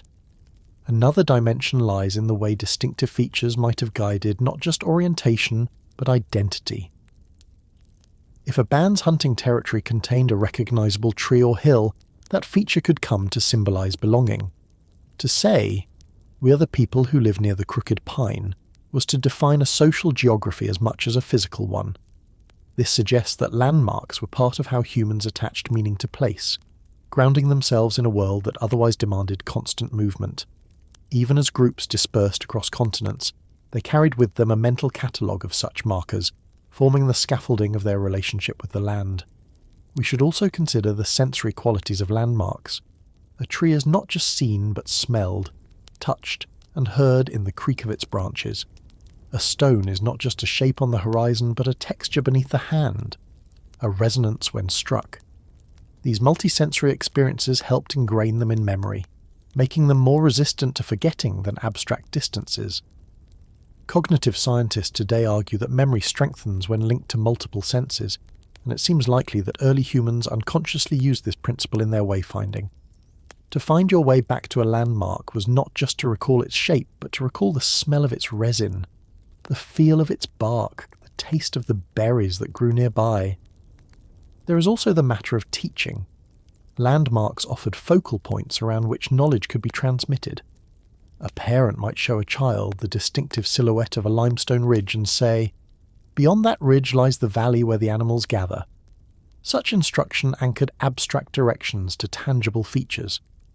Unlike the ephemeral traces of animals or winds, landmarks could be pointed out directly and revisited repeatedly, making them ideal tools for intergenerational learning. This reliability may explain why so many myths and oral traditions in later times anchor their stories to striking features of the land. Perhaps the most haunting element is the impermanence of what once felt permanent. Trees die, erode, or burn. Stones can crack or be buried by floods. For people who relied on them, their disappearance must have been jarring, even disorienting. Yet such changes also forced resilience. When a familiar tree was gone, its absence became a landmark in itself, the place where the old tree once stood. Memory adapted, and the geography of the mind adjusted to the shifting face of the world. This fluidity suggests that early humans were not only map readers, but also map makers, constantly redrawing their internal charts to keep pace with the changes of the environment. What emerges from all of this is that landmarks were never simply static objects. They were active participants in the drama of human survival, anchors of memory, symbols of belonging, teachers of direction, and reminders of time's passage. They were the mental scaffolding on which journeys were hung, and without them, the vastness of the Pleistocene might have been overwhelming. To ask how one remembers a tree never seen again is to ask how humans transformed fleeting encounters into durable memory. The answer lies in our capacity to attach meaning, to layer stories, and to see in the stone and wood not just objects but companions on the path. When does moving a single stone change how thousands travel? It seems like too small an action to matter, and yet the Upper Paleolithic was a time when small decisions accumulated into enormous shifts. By then, humans had already learned to read the land, the sky, the tides, and the animals. But there comes a point when observation alone is not enough. Sometimes the world must be adjusted however slightly to make it more legible. That is where the first waypoints appear. Simple modifications of nature. Piles of stones, scorched trees, stacked branches, that turned fleeting knowledge into more permanent guidance. These were not maps in the modern sense, but they were human interventions in the landscape designed to say, this way. The reveal is that even modest traces can alter movement patterns. Archaeologists studying Upper Paleolithic sites in Eurasia have long noted the presence of cairns, small stacks of rocks that appear in places with no obvious natural explanation. While many of these structures belong to later periods, the principle of rearranging stones into visible markers likely began far earlier. The act of placing one rock on top of another creates a signal that can outlast the memory of an individual. It says that someone has been here before, and it invites others to follow. For nomadic groups, such waypoints were invaluable. They offered reassurance that the path ahead was not wholly unknown, that other humans had already judged it safe or worth travelling. Information about markers is not limited to stones. Fire, too, became a tool of navigation. A tree deliberately scorched left a mark visible for decades. In boreal forests, indigenous groups in more recent times used blaze marks, cuts or burns made in bark, to indicate trails or boundaries. While we cannot directly prove that Paleolithic people did the same, it would be surprising if they had not. The combination of fire and wood was already deeply embedded in daily life. To extend its use as a way of making trails visible seemed like a natural step. Charred trees along a valley path could serve as guides not only for the group that made them, but for any that came after. Modified nature could also include arrangements of branches, stones, or bones, set deliberately at crossroads or hunting grounds. Archaeologists have found intriguing patterns of mammoth bones at sites in Eastern Europe, sometimes interpreted as structures or shelters, but perhaps some were left as signals too.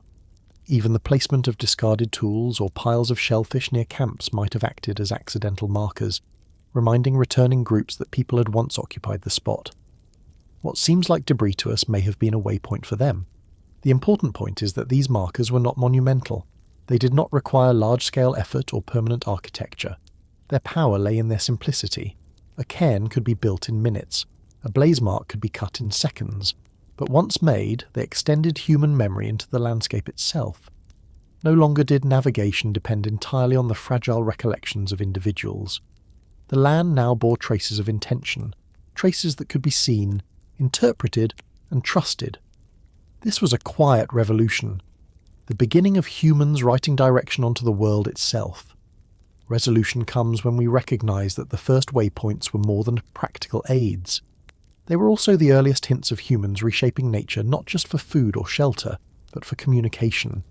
Each stacked stone or marked tree was a message, silent yet enduring, from one traveller to another. The haunting question is how much of our mobility, how much of our eventual dominance of the globe, depended on these tiny interventions. If no one had thought to move a stone, would we have still found our way so far? Or was it precisely these humble acts of marking the world that allowed us to become the species that could cross continents? If we look more closely, the ingenuity of these first waypoints lies in how they blurred the line between natural and artificial. A cairn or scorched tree did not remake the environment in the way that a village or a field would in later millennia, but it nudged the world into a shape slightly more favourable to human memory. A single stone placed on top of another was still part of the landscape. It weathered, shifted, and decayed like everything else, but for a moment it carried human intention. These were not monuments meant to impress or endure for eternity. They were signals designed to last just long enough for others to notice, interpret, and use. Their impermanence was part of their function. We might also consider the scale of cooperation involved. A cairn visible from far away required more than one set of hands. Even if small, a pile of stones in an open plain might be deliberately built higher than needed so that it could be seen across distance. Such effort suggests shared understanding. Not only did the makers know what they were building, but they assumed others would know how to read it. This shared language of signs may have been one of the earliest steps toward externalizing human communication beyond speech or gesture. The land itself became the medium through which meaning traveled. Another subtlety is how these markers structured memory across seasons. Nomadic groups often returned to the same valleys, caves, or hunting grounds year after year. By leaving markers behind, they made return journeys easier, turning vast landscapes into recognizable sequences of waypoints. This continuity might explain why certain Paleolithic campsites were reoccupied dozens of times across thousands of years. People were not rediscovering these places by accident. They were guided back, perhaps by markers that had outlasted their makers. We should also imagine how these markers look to strangers. A pile of stones encountered in the wild might inspire trust, but it might also trigger caution. Was this a friendly signal or a warning? Did it mean food lay ahead or danger? The ambiguity itself is fascinating. To interpret a waypoint was to engage in a silent conversation with unseen others, extending the reach of human presence across time and space. This silent dialogue made the landscape itself a shared text, written and rewritten by each passing group. Over time, such practices may have encouraged a new kind of attentiveness. Once you know the land can be altered to speak, you begin to look for traces everywhere. A bent branch, a patch of cleared earth, or a strangely placed bone might all be read as signs. Some were intentional, some accidental, but together they created a heightened awareness of the world as a communicative environment. This shift, from seeing the land as something merely to be crossed to seeing it as something inscribed, was profound. It set the stage for more deliberate interventions in the millennia that followed. So when we picture those first waypoints, we should not see grand constructions or deliberate monuments. We should see quiet, almost invisible gestures that made survival more possible. The moving of a stone, the scarring of bark, the clearing of brush, acts so ordinary that they might have passed unnoticed by the people who performed them. Yet these were the first traces of us writing ourselves into the world. The haunting thought is that perhaps our story as a species of mapmakers did not begin with ink or parchment, but with a single rock set carefully atop another, whispering across the landscape, "This way." What if the first maps weren't for looking at, but for remembering? The idea of a map today conjures an image of a two-dimensional surface covered with lines, symbols and names that correspond directly to the external world. But when we step back into the period between 30,000 and 10,000 years ago, the very notion of a map shifts. The engravings and petroglyphs that survive from this era are not precise guides to physical geography in the way we now imagine. Instead, they are suggestive, symbolic, and sometimes abstract. They may not have been designed to help someone get from one place to another directly, but rather to spark memory, to encode relationships between places, or to preserve knowledge of a landscape in a form that could be revisited and rehearsed. The reveal is that scattered across Europe, Africa, and parts of Asia, we find rock carvings and engraved objects that bear geometric patterns, grids, and arrangements of lines that do not fit easily into the category of pure decoration. At first glance, they appear mysterious, but when archaeologists compare them to surrounding geography, patterns emerge. At Montbéliard in the French Alps, for example, petroglyphs carved into stone depict what some interpret as field systems, paths, and mountain passes. In Spain, at sites like a bounce cave, engravings on stone slabs appear to represent rivers, valleys, and animal ranges. Whether or not every interpretation holds, what is striking is that these markings show humans experimenting with abstract representation of space long before the formal invention of cartography. Information about these proto-maps suggests that they functioned less like a tool for a single journey and more like a mnemonic device. Imagine a hunter sitting by the fire tracing a pattern into stone, not so that someone could carry it as a literal chart, but so that it could trigger memories of valleys, watercourses, or migration routes. The carving was not the knowledge itself. It was a prompt, a way of storing the skeleton of the landscape in a durable form. In this sense, the first maps were closer to memory aids than to visual instructions. They did not replace oral teaching or embodied experience, but they anchored them. This is consistent with the broader character of Upper Paleolithic art. Cave paintings of animals at Lascaux or Chauvet are not literal zoological records. They are charged images that condense knowledge, meaning and symbolism into visual form. If people were capable of representing the bodies of animals in this way, it is not difficult to imagine that they also experimented with representing the bodies of landscapes, rivers as lines, mountains as shapes, crossings as dots. The symbolic leap was the same, to externalize what was held in the mind and memory. Stone provided a particularly effective medium for this. Unlike wood or bark, which decays, engravings in stone could last generations. Archaeologists who find such markings today cannot be certain what they meant to the people who made them, but the fact of their survival points to durability as an important factor. A carved slab might outlast the person who etched it, allowing others to use it as a trigger long after the original memory holders were gone. This endurance is part of what makes rock art so haunting. It whispers across millennia that here, in this place, humans once tried to capture the shape of their world. Resolution comes when we recognize that these proto-maps were not about accuracy in the modern sense. They were about connection. They linked people to places, to routes, and to each other by creating shared references outside of the body. A pattern of lines scratched into stone was enough to carry a memory across time, to keep a valley or a river present in thought even when it was far away. The haunting question that lingers is whether the impulse to map was born not from a need to measure space, but from a need to remember it. If so, then every satellite image and GPS system we use today is just the latest version of a much older desire, to make the world durable in our minds by making it visible outside of them. There is another dimension to these carvings that deserves attention: their ambiguity. Unlike modern maps, which seek to minimize interpretation, proto-maps thrived on it. A series of lines might mean one thing to the person who carved it, and another to someone else who encountered it later. That flexibility was not a flaw, but a strength. It allowed the same image to carry different associations, depending on who looked at it and what memories they brought with them. In this way, proto-maps acted as open-ended tools of recollection, not rigid prescriptions. They invited conversation and storytelling around the fire, where the marks on stone were explained, elaborated, and connected back to lived experience. We should also reflect on the symbolic weight of inscribing landscapes. To carve the outline of a valley into stone was, in a sense, to claim it. Not in the political way we now think of ownership, but in the cognitive way of making it part of human order. A wild landscape could be overwhelming, indifferent, and chaotic, but when etched into stone, it became graspable, a thing that could be held in the palm of the hand, revisited, and taught. This transformation of environment into symbol may have been as revolutionary as the first spoken stories or the first songs. It was another step toward externalizing thought, turning fleeting memory into something tangible. Some researchers have suggested that proto-maps may also have served ritual purposes.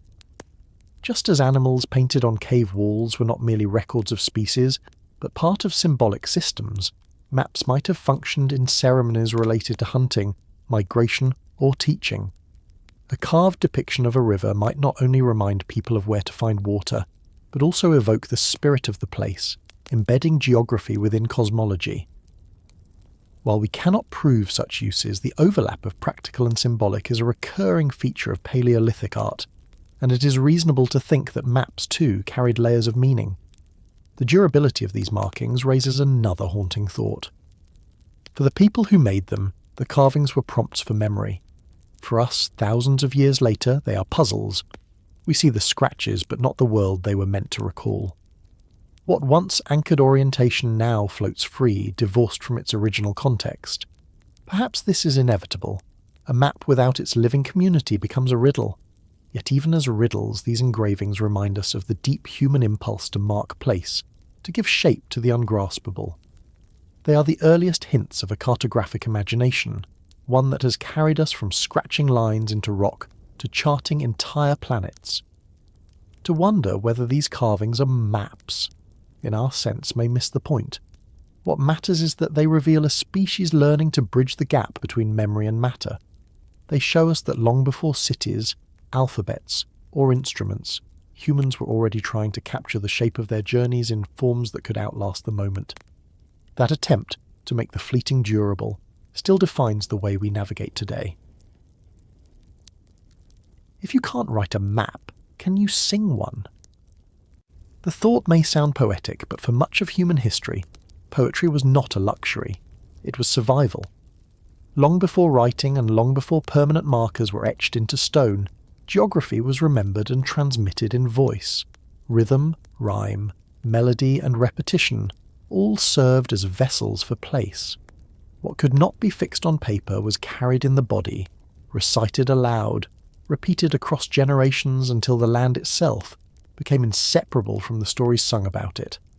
The reveal is that oral navigation traditions are among the most sophisticated tools humans ever developed. They worked not by freezing information into static symbols, but by weaving it into dynamic performance. To move through the landscape was to move through a song or a story, each landmark arriving in sequence as part of a remembered narrative. This was more than simple memorization. By embedding directions into rhythm and chant, people harnessed the brain's natural preference for pattern and cadence. A dry list of valleys or rivers might slip away, but when carried in a melody, it became unforgettable. Information about such practices can be drawn from many cultures. Among Indigenous Australians, songlines or dreaming tracks encode vast networks of paths and landmarks, with each verse corresponding to a stretch of the journey. By singing them, travellers could cross hundreds of kilometres without written guides. In the Pacific, chants taught navigators how to move between islands, naming stars, winds, and sequences of swells along the way. In the Americas and Africa, stories and myths preserved the memory of rivers, mountain passes, and sacred sites, ensuring that even children grew up with landscapes inscribed into their imaginations. These systems were not just maps, they were living libraries, carried in memory and renewed with every retelling.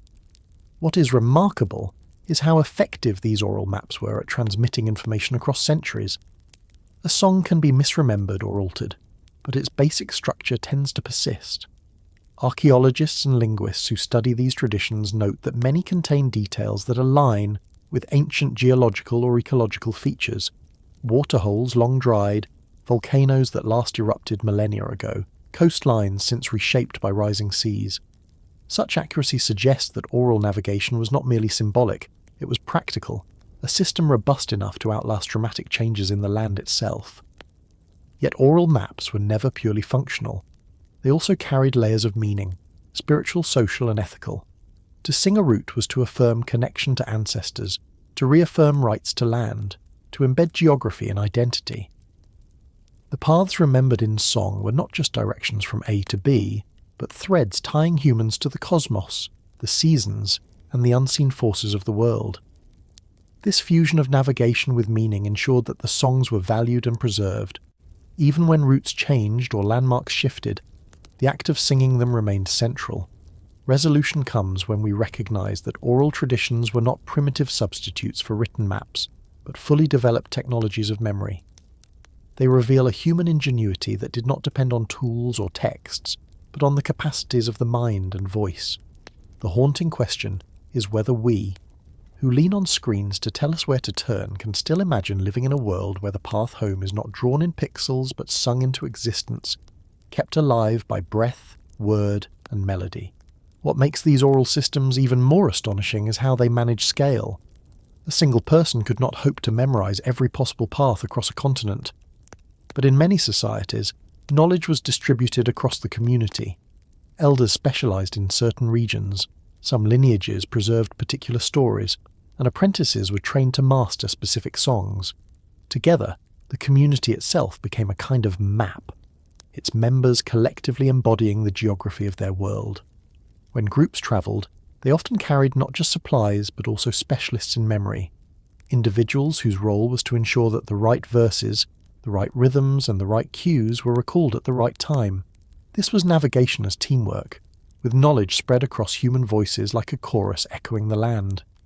The oral form also meant that geography could adapt as conditions changed. If a river dried, if a forest burned, if a sand dune swallowed a well, the songs were not discarded. They were revised.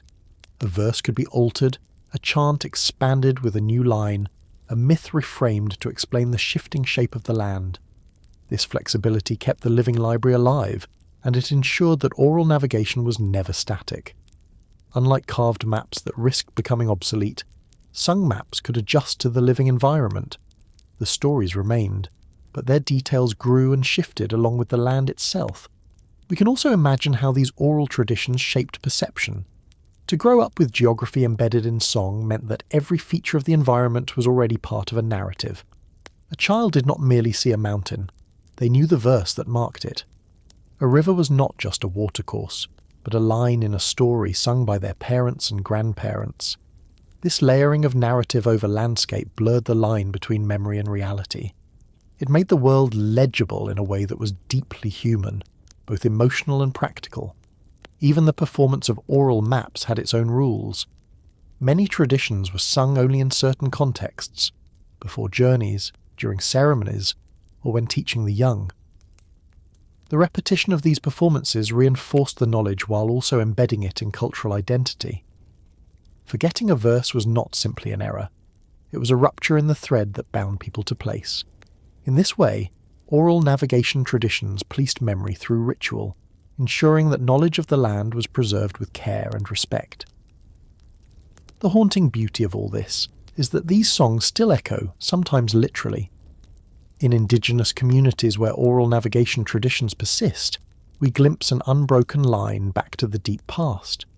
These voices remind us that humans once lived in worlds where to know the land was to sing it, where memory was not outsourced to paper or screens, but carried in breath and rhythm.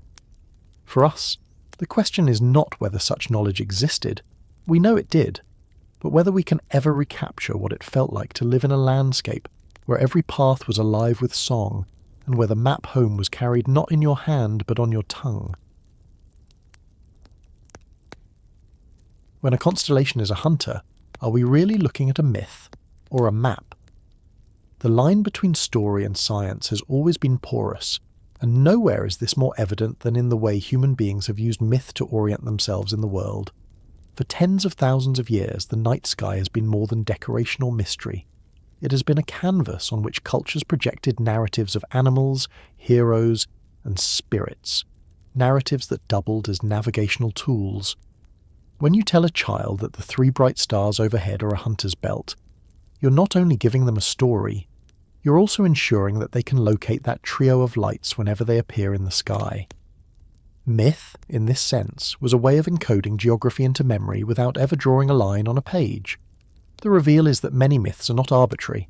They align with seasonal cycles, the rising and setting of constellations, and the shifting of the heavens through the year. Orion, for example, has been seen as a hunter in Mediterranean and Eurasian traditions for millennia, his belt stars guiding travellers through winter nights. In other parts of the world, different constellations carry different stories, yet the principle is the same. Narrative provides a hook for memory. A cluster of dots in the sky becomes unforgettable when tied to a tale of pursuit, tragedy, or triumph. This is not just ornament. It is a mnemonic device of astonishing power. Information from anthropology shows that indigenous communities around the globe continue to use such celestial myths as guides.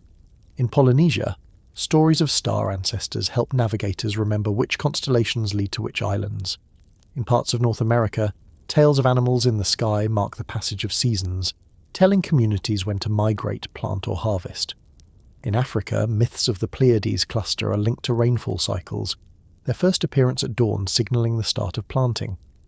What unites all these examples is that myth is not divorced from survival.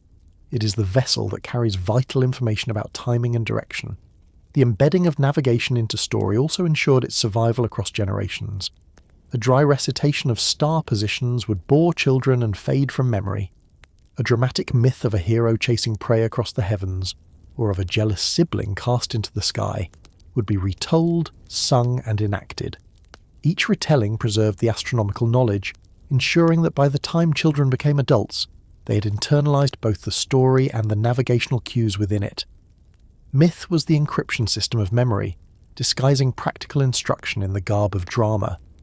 There is another subtlety here. Myth allowed communities to layer multiple kinds of knowledge into a single narrative. A constellation could serve simultaneously as a timekeeper, a directional guide, and a moral lesson.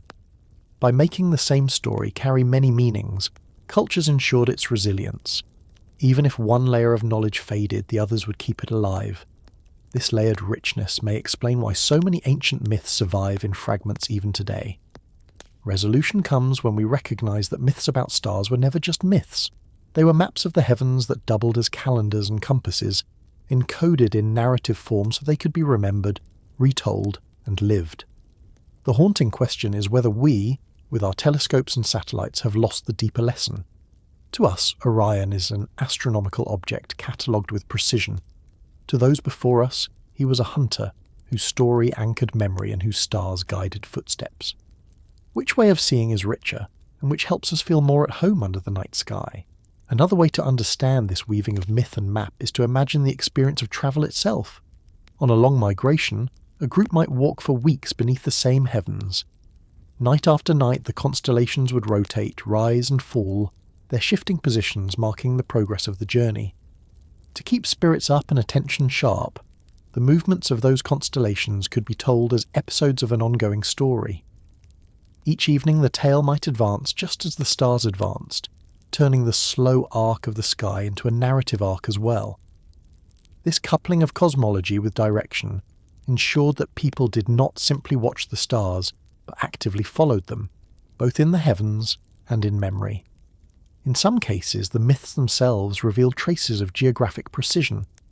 Ethnographers have documented traditions where particular stars are associated not only with characters, but with specific regions of land or sea. The rising of one constellation may indicate the direction of a mountain range, while another corresponds to an island group or a fertile valley. To outsiders, these tales look fanciful, but to insiders they function as coded instructions. The very act of remembering the story keeps the route alive, allowing communities to transmit geographic knowledge without reducing it to sterile instruction. We can also see how myths solved the problem of distance. Human memory struggles with vast, featureless stretches of travel. Myths filled those gaps by giving them narrative shape. A long crossing under open sky could be framed as part of a divine chase, the stars overhead embodying the actors in the drama. This narrative lens transformed otherwise monotonous journeys into meaningful episodes, easier to endure and easier to recall later. Myth did not just encode navigation, it made the act of navigation emotionally sustainable. What is perhaps most striking is that many myths about constellations are remarkably durable. Patterns like Orion's belt or the Pleiades cluster appear in the stories of cultures separated by oceans and millennia. While the details differ, the persistence of these motifs suggests that certain star formations are so visually striking that they almost demand story. Once embedded in narrative, they become sticky in memory, transmitted generation after generation until they seem eternal. Myths anchored in the sky are resistant to erasure because the sky itself repeats them every night. There is a humbling symmetry here. Humans invented stories to make the heavens intelligible, but in turn the heavens gave those stories extraordinary longevity. A myth tied to a star can last as long as the star itself is visible, which in many cases means far longer than the lifespan of any single culture. The stars outlive us, but through myth they also preserve us, carrying fragments of human memory into deep time. So when we ask whether a constellation is merely a hunter or a hero, we're asking the wrong question. It is both.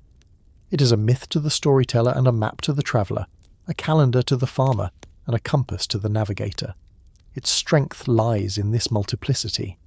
The haunting realization is that modern science has stripped the stars of their narratives, cataloguing them as distant suns with numbers instead of names. Yet perhaps we need both visions, the precise astronomy and the mythic geography, because together they remind us that the sky is not just space, it is story. What kind of courage does it take to sail into nothing but horizon? To stand on the edge of a shore where the sea stretches beyond sight and still step into a canoe, trusting that the ocean holds not only danger but possibility, is one of the most audacious acts humans have ever attempted. Between 40,000 and 3,000 years ago, people did exactly that. They crossed the Mediterranean, the Indian Ocean, and the Pacific, not with compasses or maps, but with eyes, ears, and memory tuned to the subtlest cues of wind, wave, and bird. It was here, in the act of leaving land entirely behind, that navigation became something deeper than wayfinding. It became a conversation with the sea itself. The reveal is that the earliest true seafaring appears much earlier than many once assumed. The settlement of Australia more than 40,000 years ago required deliberate ocean crossings of at least tens of kilometres. Archaeologists and geneticists agree that humans could not have reached Sahel, the prehistoric continent uniting Australia, New Guinea and Tasmania, without organised voyages. These were not accidental drifts on rafts, as sometimes suggested in outdated theories. They were planned journeys in boats capable of carrying families, tools and fire. Later, by around 5,000 years ago, people in the Mediterranean were making regular voyages between islands, trading obsidian, pottery and ideas.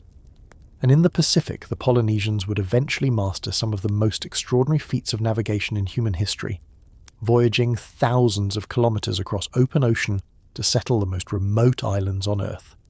Information about how these early navigators succeeded comes from both archaeology and the survival of traditional techniques. Ocean swells, for example, are among the most consistent signals available to a sailor. Even when land is far beyond the horizon, swells roll across the sea in long, steady patterns, determined by prevailing winds and distant storms. Navigators learned to feel these rhythms against their bodies, to sense when one set of swells intersected with another, and to know which directions they aligned with. A canoe could travel in apparent emptiness, but its occupants carried an invisible compass in their skin and bones, reading the pressure of water and the tilt of the hull. Birds offered another form of guidance. Certain species feed at sea but return to land each night. Observing their flight at dawn or dusk could indicate the presence and direction of islands far beyond sight. In the Pacific, traditional navigators watched frigate birds, noddies, and terns, knowing that their movements traced arcs back to roosts.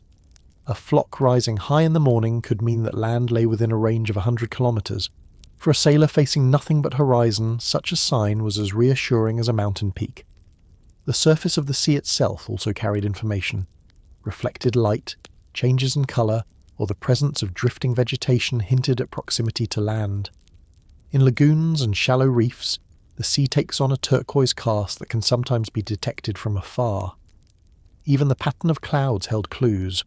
Over islands, moisture rises differently, creating distinctive cloud formations that skilled observers could recognise. The ocean was not blank. It was textured with signals, but only for those trained to see them. This training was not casual. Oral traditions across the Pacific speak of years of apprenticeship under master navigators. Techniques were taught in chants, rituals and night voyages, where apprentices learned to memorise the rising and setting points of hundreds of stars. The stars gave orientation, but the sea gave continuity. Together they created a system that required not instruments, but discipline and deep attention. Archaeologists who once doubted the capacity of ancient peoples to cross open seas have been forced to rethink, especially after modern revivals of traditional voyaging. In the 20th century, Polynesian canoes like 𝐓𝐈𝐌𝐿𝐿 demonstrated that such voyages could be replicated without modern tools, guided entirely by the methods of the past. We should not forget that the Mediterranean and Indian Ocean played their roles as well. By 9,000 years ago, obsidian from Aegean islands was reaching the mainland, proof of regular crossings. In the Arabian Sea, monsoon winds carried early sailors from South Asia to East Africa and back, long before written records described such journeys. Each of these seas posed its own challenges, but in every case the principles were the same. Watch the winds, learn the birds, feel the swells, and never sail without a store of collective memory. Resolution comes when we see seafaring not as reckless, but as deeply learned. To sail into nothing but horizon was an act of courage, yes, but also of accumulated wisdom.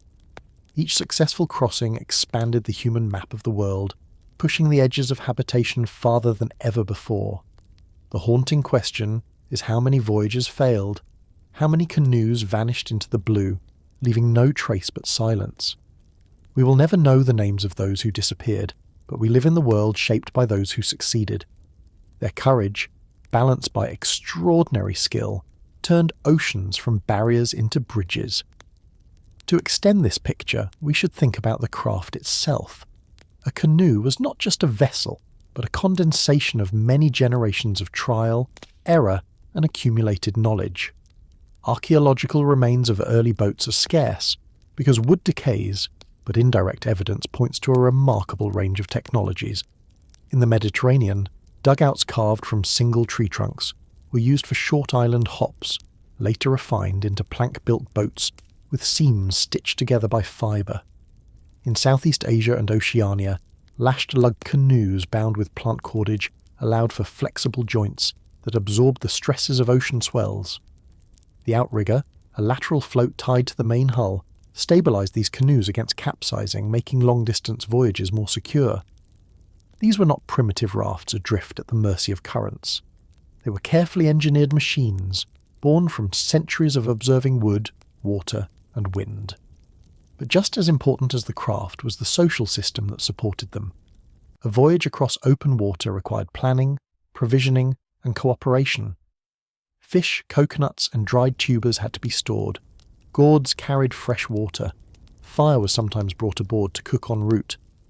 This level of preparation implies communal effort and decision-making. Who would go? Who would stay behind? Who would carry the responsibility of guiding the canoe across unseen waters? The very existence of these voyages shows that communities were capable of organising collective ventures that risked lives for the sake of possibility, settlement, trade, or exploration. We must also reckon with the psychological challenge. To leave the sight of land is to step into an expanse that seems infinite. For people accustomed to the contours of forests, plains, or mountains, the ocean presented a sensory void, horizon in all directions. Yet to trained navigators, this void was not empty but alive with signals. The steady rhythm of swells became as familiar as a road. The patterns of bird flight, the smell of a distant land, the faint shift of clouds, these filled the horizon with information. What looks to us like terrifying emptiness was, to them, a legible and inhabited world. Evidence of early voyages reveals their transformative effect. The first colonisation of Australia opened a continent that would develop unique ecosystems and human cultures isolated for tens of millennia.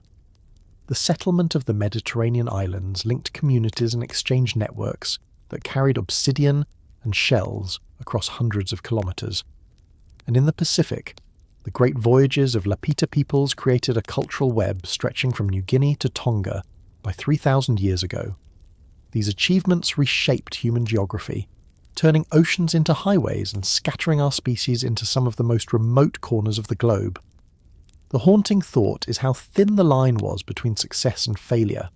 A misjudged current, a storm arriving too soon, a shortage of food or water, all could spell disaster.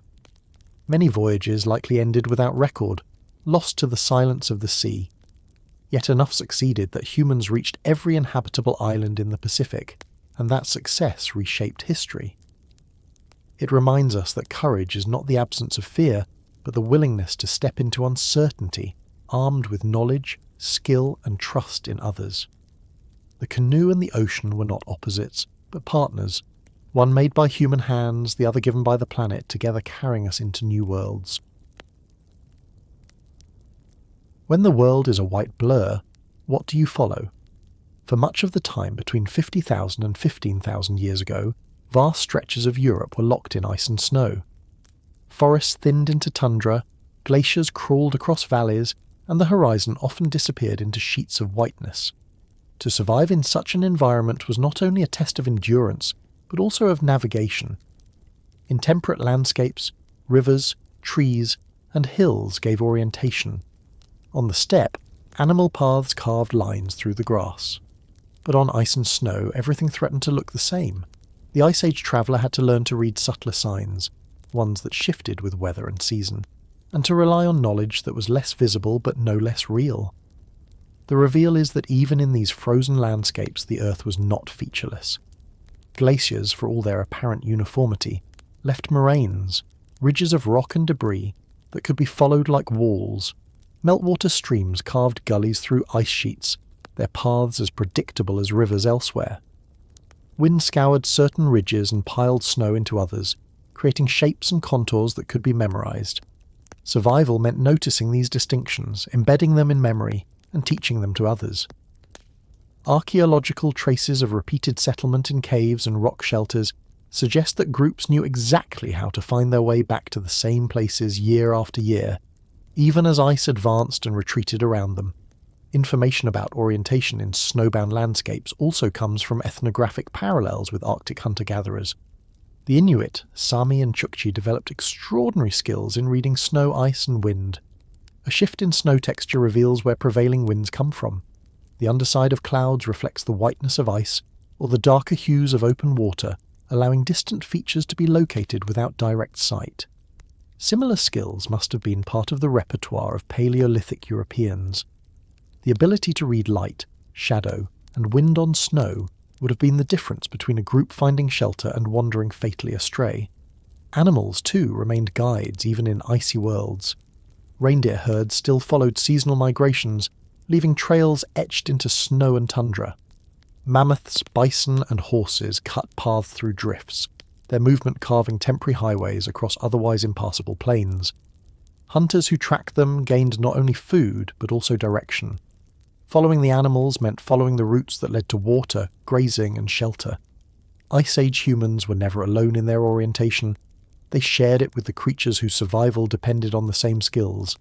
The ice itself offered lessons. Travellers learned to avoid smooth, gleaming surfaces where hidden cracks or thin ice might lie.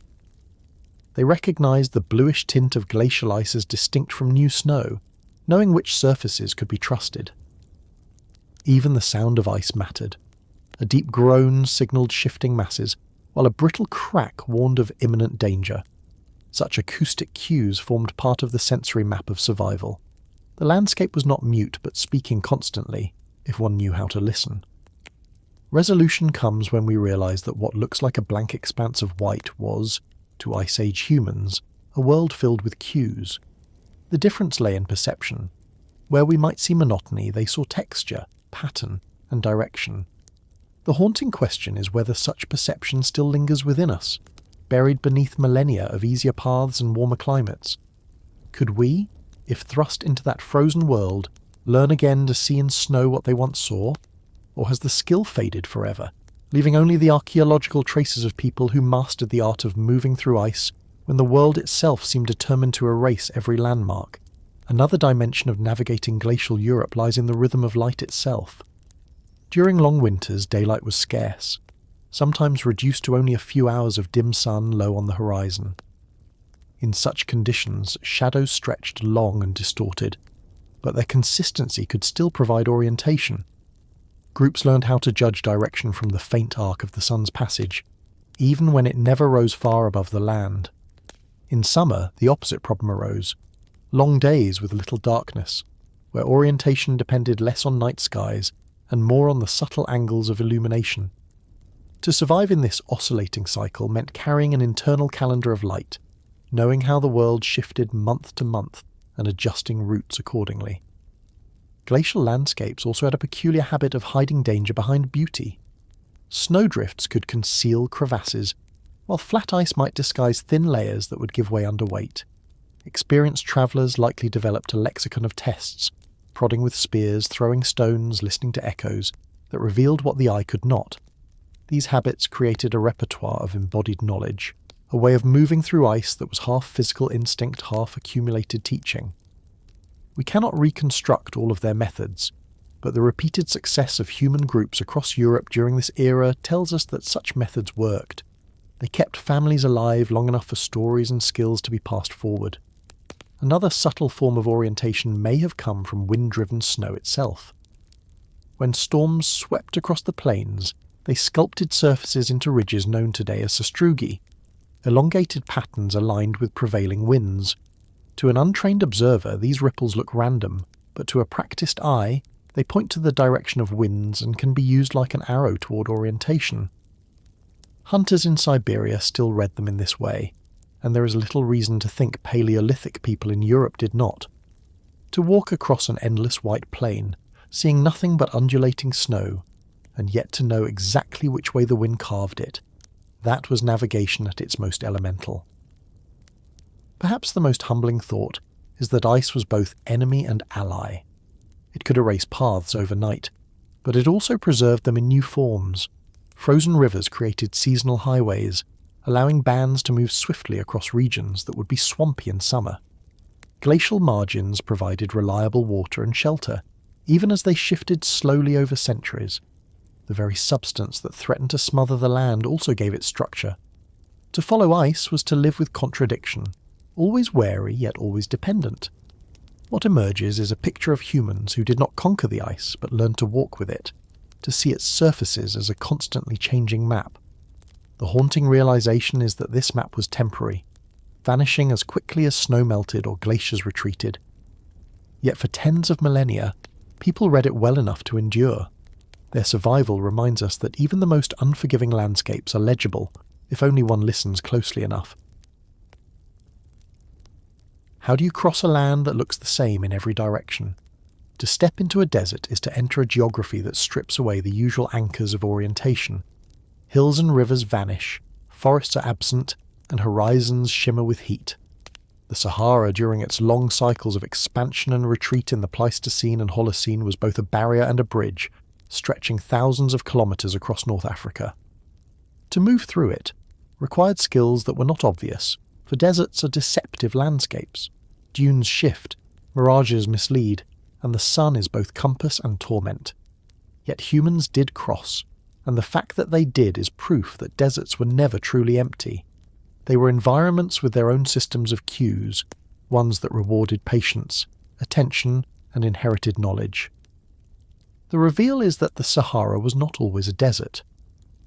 During humid phases of the Holocene, beginning roughly 10,000 years ago, the region was dotted with lakes, savannas, and grasslands.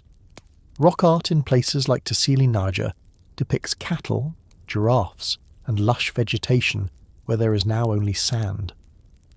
But as climates shifted, aridity returned, leaving behind corridors of dunes punctuated by oases and wells. For groups moving through these landscapes, survival navigation meant learning how to find water, how to avoid disorientation, and how to trust the few reliable signals that the desert offered. Information about these methods comes from ethnography and archaeology. Wells were lifelines, and their locations were memorized with obsessive care. Knowledge of where to find them was passed orally across generations, often encoded in place names, stories, or rituals. The distance between wells might be measured in days of walking, each stage requiring careful pacing of resources. Caravans in later millennia followed similar principles, demonstrating continuity between prehistoric and historic practices. Without these waypoints of water, desert travel would have been impossible. The dunes themselves provided subtle orientation. While they appear chaotic, dune fields often align with prevailing winds, forming long ridges oriented consistently across vast distances. Travellers who understood this could use dune direction as a compass, knowing that the ridges pointed reliably with the dominant winds of the season. Sand ripples underfoot, shaped by breezes, also betrayed wind patterns. These natural alignments, invisible to the untrained, gave the desert its hidden order. Mirages added complexity. Shimmering pools on the horizon are illusions caused by heated air-bending light, yet even these could carry information. Experienced desert dwellers knew how to distinguish false reflections from true water sources, reading subtleties of colour, movement, and the behaviour of birds. In some cases, mirages may even have helped guide people, for the distortions of air can reveal distant mountains or features that would otherwise be invisible to the eye. To see clearly in the desert meant learning how to interpret distortion, not just reality. At night, stars became anchors. The desert sky is famously clear, and constellations offered fixed guides when the ground provided none. Unlike forests or mountains, deserts present few obstructions, making the arc of the heavens even more prominent. To walk by starlight across sand was not only possible, but often preferable, as the cool night spared travellers the deadly heat of the day. Desert navigation thus combined terrestrial cues by day with celestial maps by night, blending earth and sky into a single system. Resolution comes when we recognise that deserts, for all their danger, were never impassable voids. They were structured by wells, winds, dunes and stars, each offering fragments of orientation that together created survivable routes. The haunting question is how much knowledge was lost with those who first learned it. How many wells are now buried? How many stories forgotten? How many paths erased by shifting sands? The Sahara today still holds these traces, hidden beneath dunes, waiting for archaeology to uncover them. But the people who once walked those deserts needed no archaeology. They carried the map within themselves, reading the land with a precision that allowed them to survive where the untrained eye sees only sameness. Another element of desert navigation lies in the way plants and animals themselves became signs. Even in the harshest stretches of the Sahara, vegetation is not evenly distributed. The presence of certain shrubs or the sudden appearance of palms often indicated groundwater beneath the surface. Travellers would have learned to recognise these subtle signals, associating a particular shade of green with hidden moisture. Likewise, the flight of birds could betray the location of oases. Doves, for instance, rarely range far from water, and their direction of flight at dawn or dusk could act as a compass more reliable than any mirage. In this way, life itself was a map, each creature unknowingly pointing the way to survival. The desert also forced people to think in terms of rhythm and timing rather than simple distance. Journeys were often measured not in kilometres, but in days between water sources, or in the number of nights under certain constellations before the next rest point. This mode of reckoning was flexible, accommodating the way dunes shifted or storms altered the surface of the land. To survive, groups had to internalise an almost musical sense of travel, a cadence set by footsteps, heat, and thirst.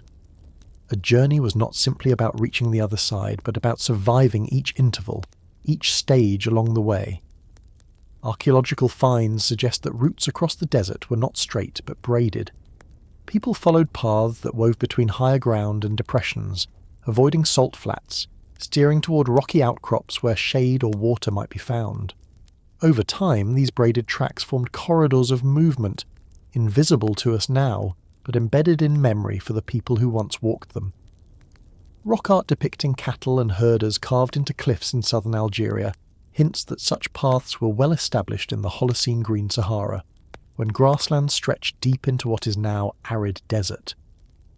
Even as climates shifted back toward dryness, those remembered corridors would have remained useful, reactivated when conditions allowed. We should also consider the role of silence. In the desert, where sound travels far and few features break the horizon, orientation can come from the faintest cues. The echo of a voice against stone, the distant howl of wind in a canyon, even the muted hum of insects near an oasis. Travellers who attuned themselves to these subtleties could detect features long before they were visible.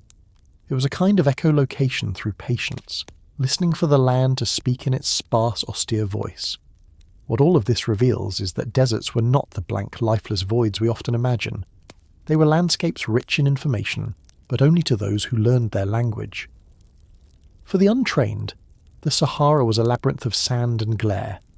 For those who carried the memory of wells, the signs of life, the rhythm of footsteps, and the compass of stars, it was a place that could be crossed, inhabited, and even cherished. The haunting thought is that what we now see as wasteland was once a land of pathways, as carefully charted in memory as any modern road. When every tree looks the same, how do you not get lost? To step into a tropical jungle is to enter a maze where vision shrinks to a few meters, where vines and leaves form walls, and where the canopy swallows the sky. For prehistoric travellers, the forest presented a problem opposite to the desert or tundra. Instead of emptiness, there was excess, an overwhelming density of forms, colours, and sounds that blurred into sameness. Moving through such a place without a compass, map, or clear horizon seems impossible, yet humans managed it for tens of thousands of years. Their survival in jungles across Africa, South Asia, and the Americas depended on learning to see and hear patterns invisible to the untrained eye. The reveal is that the jungle is not as uniform as it seems. Paths emerge through use, animal trails pressed into the undergrowth, streams carving lines through the green, and ridges rising above floodplains. Early humans learned to follow these, not by sight alone but by sound and rhythm. In the forest, sound carries in distinctive ways. The noise of running water can be heard long before a river is seen.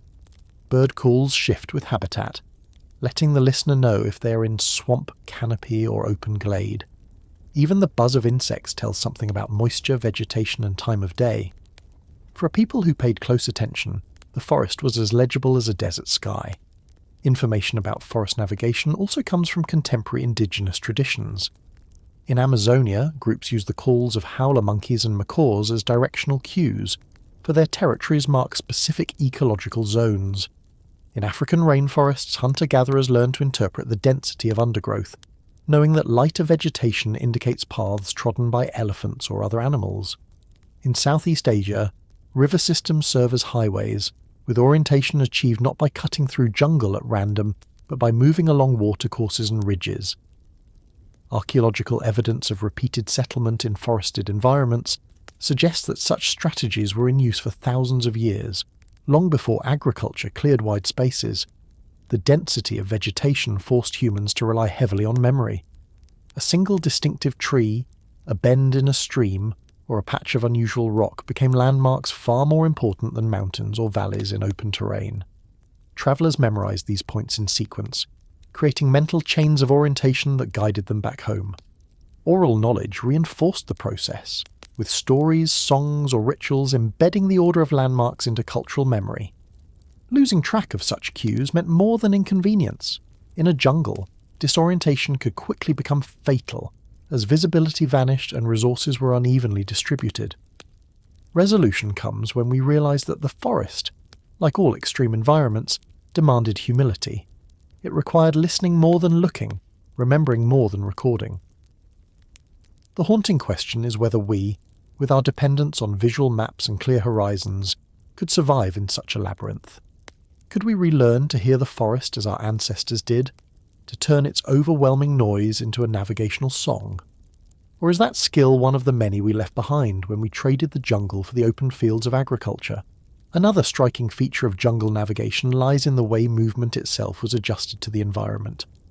In open plains, speed mattered, but in dense forest, progress was measured in patience. Moving too quickly risked missing subtle cues, stepping into hidden swamps, or passing by edible plants and animal traces.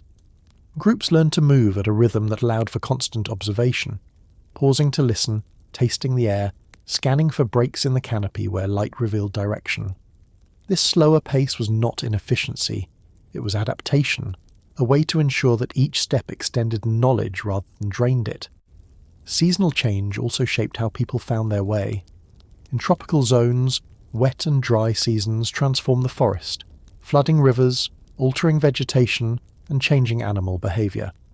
A trail that was passable in the dry season might vanish underwater during the rains, replaced by canoe routes through flooded forest.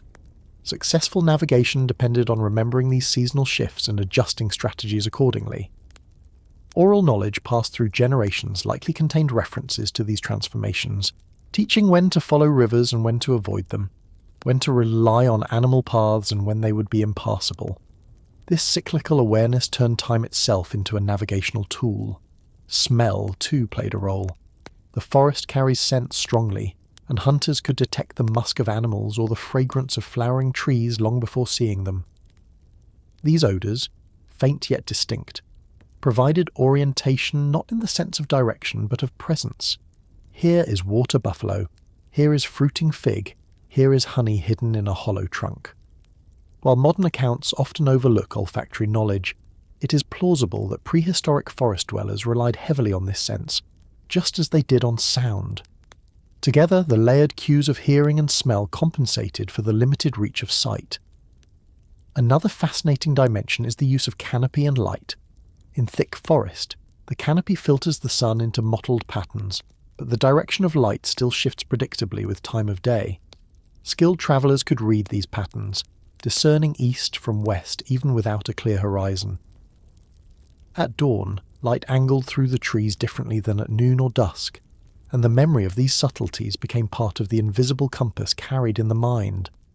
Archaeologists and anthropologists studying traditional forest societies have noted similar practices, suggesting deep continuity across millennia. Perhaps most importantly, forests taught humans to navigate socially. Unlike deserts or plains, where a single skilled tracker might lead, in dense forests knowledge was pooled. One person might recall a stand of fruit trees, another the sound of a stream, another the shape of a termite mound used as a landmark. Together, these fragments created a communal map, updated constantly as the group moved. This cooperative model of navigation ensured survival in environments where one person's knowledge was rarely enough. The haunting truth is that while jungles appear chaotic, they hold as much structure as the stars or dunes. It is only hidden from those who no longer listen for insect pitch, smell for blossoms, or remember how light bends in leaves. For our ancestors, the green labyrinth was not confusion, but a library of cues, each tree and bird call a page in a book of survival. The forest was not just an obstacle, it was a teacher demanding constant attention, rewarding memory and punishing arrogance. It was, in its own way, a map written in sound, scent, and shadow. Another striking feature of jungle navigation lies in the way movement itself was adjusted to the environment. In open plains, speed mattered, but in dense forest, progress was measured in patience. Moving too quickly risked missing subtle cues, stepping into hidden swamps, or passing by edible plants and animal traces. Groups learned to move at a rhythm that allowed for constant observation, pausing to listen, tasting the air, scanning for breaks in the canopy where light revealed direction. This slower pace was not inefficiency, it was adaptation, a way to ensure that each step extended knowledge rather than drained it. Seasonal change also shaped how people found their way. In tropical zones, wet and dry seasons transformed the forest, flooding rivers, altering vegetation, and changing animal behaviour. A trail that was passable in the dry season might vanish underwater during the rains, replaced by canoe routes through flooded forest. Successful navigation depended on remembering these seasonal shifts and adjusting strategies accordingly. Oral knowledge passed through generations likely contained references to these transformations, teaching when to follow rivers and when to avoid them, when to rely on animal paths and when they would be impassable. This cyclical awareness turned time itself into a navigational tool. Smell, too, played a role. The forest carries scent strongly, and hunters could detect the musk of animals or the fragrance of flowering trees long before seeing them. These odours, faint yet distinct, provided orientation not in the sense of direction but of presence. Here is water buffalo, here is fruiting fig, here is honey hidden in a hollow trunk. While modern accounts often overlook olfactory knowledge, it is plausible that prehistoric forest dwellers relied heavily on this sense, just as they did on sound. Together, the layered cues of hearing and smell compensated for the limited reach of sight. Another fascinating dimension is the use of canopy and light. In thick forest, the canopy filters the sun into mottled patterns, but the direction of light still shifts predictably with time of day.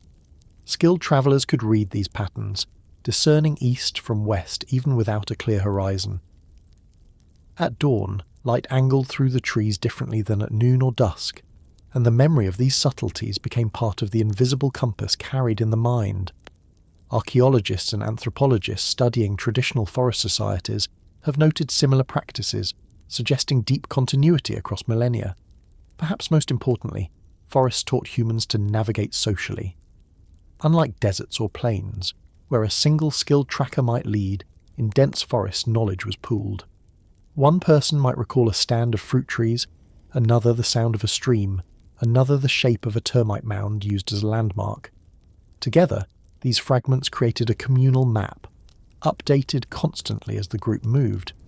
This cooperative model of navigation ensured survival in environments where one person's knowledge was rarely enough. The haunting truth is that while jungles appear chaotic, they hold as much structure as the stars or dunes. It is only hidden from those who no longer listen for insect pitch, smell for blossoms, or remember how light bends in leaves. For our ancestors, the green labyrinth was not confusion, but a library of cues, each tree and bird call a page in a book of survival. The forest was not just an obstacle, it was a teacher demanding constant attention, rewarding memory and punishing arrogance. It was, in its own way, a map written in sound, scent, and shadow. What made these early routes so powerful was that they were stitched into webs of meaning beyond the exchange of objects.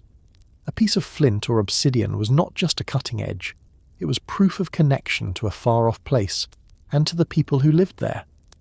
Carrying it meant carrying a story, of the volcano where it came from, of the long path that led there, of the faces met along the way. In this sense, navigation became inseparable from identity. To know the path to a distant quarry or coastline was to hold knowledge that enhanced one's status, weaving geography into social standing.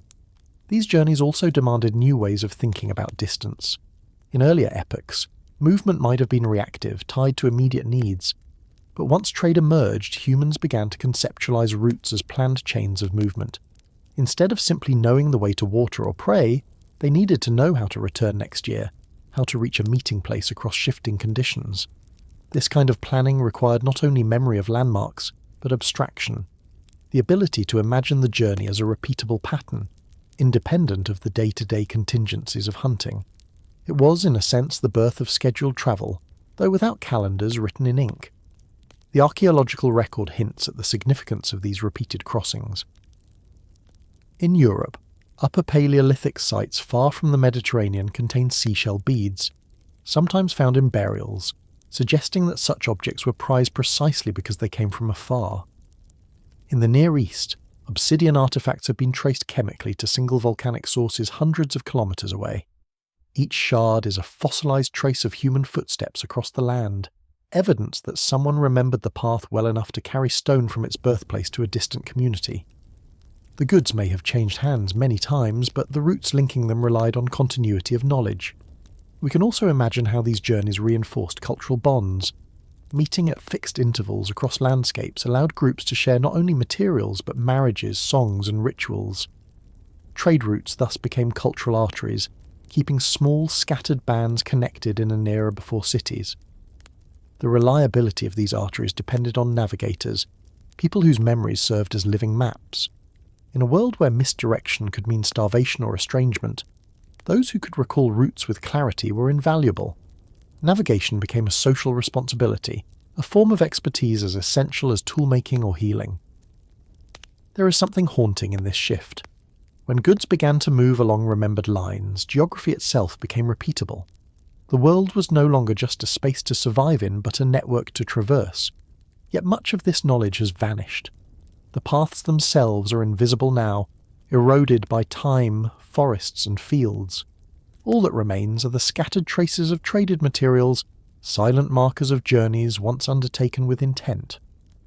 The challenge for us is to imagine not just the objects but the footsteps, the remembered bends in valleys, the stories told around fires to ensure that the path could be walked again. What these routes reveal is that navigation was never only about finding one's way in space. It was about weaving time, obligation, and memory together into a fabric that stretched across communities.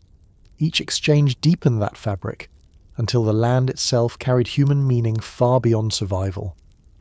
The question that lingers is whether those early travellers, carrying shells, pigments, and stone, realised they were inventing something entirely new, not just paths but networks, threads of human connection that would eventually bind continents. When does a private memory become a collective map? For most of human history, navigation was stored in individual minds. A hunter recalled where the herd had crossed a valley last season, a gatherer remembered the location of fruiting trees, and elders carried the knowledge of rivers and ridges across decades of lived experience. But in the shift from the late Pleistocene to the early Holocene, something began to change. As climates stabilised and human groups grew more numerous and settled, knowledge could no longer remain only within one head. A memory had to be shared, reinforced, and preserved by groups if it was to remain useful. The act of navigation began its slow transformation into cartography, not in ink on parchment yet, but in communal structures of memory that functioned like maps. The reveal lies in how archaeological evidence suggests that communities were starting to invest in shared systems of orientation. By the end of the Ice Age, people were building permanent or semi-permanent settlements, some of which became hubs for repeated return. Sites like Göbekli Tepe in Anatolia or Lepenski Vir on the Danube were not just ritual or habitation centres, but focal points in a network of remembered landscapes. To return to them required more than an individual's recollection. Groups had to agree on shared markers, routes, and landmarks. In this sense, navigation became collective, a cultural act rather than a solitary one. Information about the transmission of these shared maps comes partly from how knowledge was materialized in objects. Engravings on stone and bone, discovered from the Upper Paleolithic into the Holocene, sometimes appear to represent rivers, mountains, or star patterns. Scholars debate whether these are maps in the modern sense, but there is little doubt that they carried spatial information. To carve a set of lines that others could recognise as a river valley or hunting ground is to externalise memory, to turn private knowledge into a shared reference. These may have been the earliest steps toward cartography. Not abstract charts, but memory anchors meant to be read by others in the group. Another layer of this transition was the increasing role of communal teaching. Foragers and early farmers alike relied on children being trained in the geography of their region. Elders took them on journeys, pointing out landmarks, explaining routes, and embedding collective spatial memory through repeated practice. This ensured that maps no longer lived only in an individual mind but in a community of learners. Such teaching did not merely preserve knowledge, it standardized it, making sure that everyone understood a mountain or a river in the same way, creating a communal vocabulary of landscape. The implications of this shift are profound. Once memory became collective, navigation itself began to stabilize. A community could agree on where north was, or where the big stone marked the turn toward water. This agreement allowed for coordinated action, trade and expansion. In a sense, the first shared maps were not lines on bark or clay, but consensus in the minds of many people. The earth itself was the page, and the collective memory of the group was the ink. Resolution comes when we understand that the birth of maps was less about invention than about cooperation. It was the recognition that a memory held by one person could vanish, but a memory shared among many could endure. The haunting question is how much of that early collective mapping has been lost to us. The carvings and stones that survive are only fragments of a much richer system of shared knowledge, systems that allowed people to cross landscapes we now consider impassable. What did those maps look like in full, when they were alive, not in museums but in memory? We cannot know, but we can glimpse their outlines in the traces left behind. One of the most revealing aspects of this shift from private memory to collective mapping lies in the way landscapes became layered with meaning. A boulder was not simply a boulder, it was a meeting place, a marker of direction, or the symbolic threshold of a territory.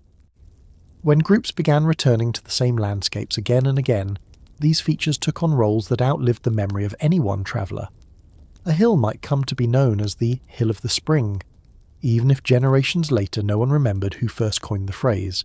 In this way, names themselves became shared maps, embedding orientation into language. Archaeologists find evidence of this in the persistence of place names in traditional societies, many of which preserve references to features that may no longer even exist, like rivers that have long since dried up. We also see hints of shared maps in the clustering of ritual sites. During the early Holocene, ceremonial centres appeared at regular intervals across landscapes. This pattern suggests coordination, a sense of where each group's sphere of movement overlapped. To gather repeatedly at such places meant that people were not just memorising routes individually, but coordinating them collectively, ensuring that the path to the gathering was widely understood. Over time, these paths themselves may have become semi-formalised, not in physical roads, but in mental highways sustained by consensus. The land became gridded by social agreement. Art provides another clue. Rock carvings and cave paintings sometimes depict not only animals, but geometric shapes, grids, or clusters of dots. Some researchers interpret these as early attempts to record hunting territories or routes between camps. Even if such interpretations remain debated, the possibility itself shows how humans were stretching their imagination. How can we take something known in the mind and place it outside the body so that others may know it too? This step toward abstraction was essential. A shared map is, at its core, a collective abstraction of lived experience. The move toward agriculture added pressure to this process. Once fields were planted, herds managed, and harvests stored, people could not simply drift in response to weather or game. They needed to remember not only where resources were, but where boundaries lay, where irrigation channels ran, where neighbouring groups might lay claim. This sharpened the need for shared orientation systems. The fact that early farming villages were laid out with surprising regularity suggests that some form of collective spatial planning was already in place, an echo of the communal maps held in memory. It is striking that much of this knowledge was never written, yet it endured. The shared mental map was resilient precisely because it was distributed across many minds. If one elder died, another could fill in the gap. If one generation forgot a landmark, another could remind them. In this way, geography was never wholly dependent on the frailty of an individual. It was safeguarded by the group. In a sense, these were the earliest forms of open source knowledge. Information maintained not in private but in common. The haunting realization is that by the time the first physical maps were drawn, humanity already carried millennia of practice in creating shared maps of memory. Those drawn lines on clay or parchment were not sudden inventions, but the externalization of something people had long done together. The world was already mapped, just not in ways we can recover easily. What remains for us are faint echoes, a carved line on stone, a scatter of obsidian blades, a pattern of settlements. Each is a fragment of a collective landscape once alive in memory, now reduced to archaeology. And yet, the very fact that we can glimpse it suggests how powerfully humans have always sought to turn private knowing into communal orientation. Did we trade our internal compass for a glowing blue dot on a screen? For nearly all of human history, wayfinding meant relying on memory, instinct, and the environment. People could walk for days across forests, deserts, or tundra without written instructions because their brains had been trained since childhood to notice, recall, and share spatial detail. Today, in the age of GPS and satellite maps, many of us struggle to navigate even our own neighbourhoods without glancing at a phone. Something has shifted. The compass in our heads has not disappeared entirely, but it may have shrunk, underused and neglected in ways our ancestors could scarcely have imagined. The reveal lies in neuroscience. The hippocampus, the brain region central to spatial memory and navigation, is active when we build cognitive maps, internal representations of places and routes. Studies comparing traditional navigators, such as London taxi drivers who memorise thousands of street connections, to average modern citizens show differences in hippocampal structure and activity. The conclusion is stark.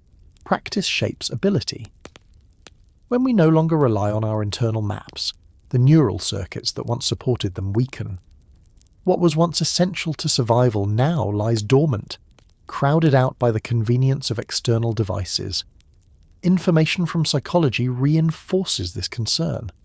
Experiments reveal that people who habitually use GPS form weaker memories of routes compared to those who navigate by landmarks.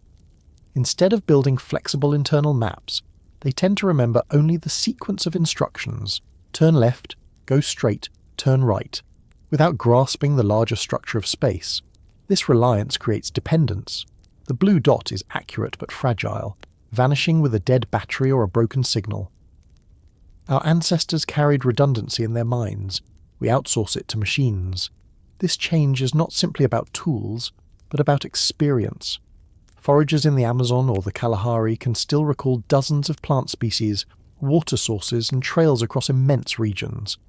Arctic herders can track wind and snow with a precision honed by generations. Their spatial memory is not a luxury, but a living skill, one that modern urban life rarely demands. As a result, much of humanity drifts without cultivating the capacities that once defined us. The ability to notice subtle landmarks, to feel oriented by the sun's arc, or to recall paths across days and seasons.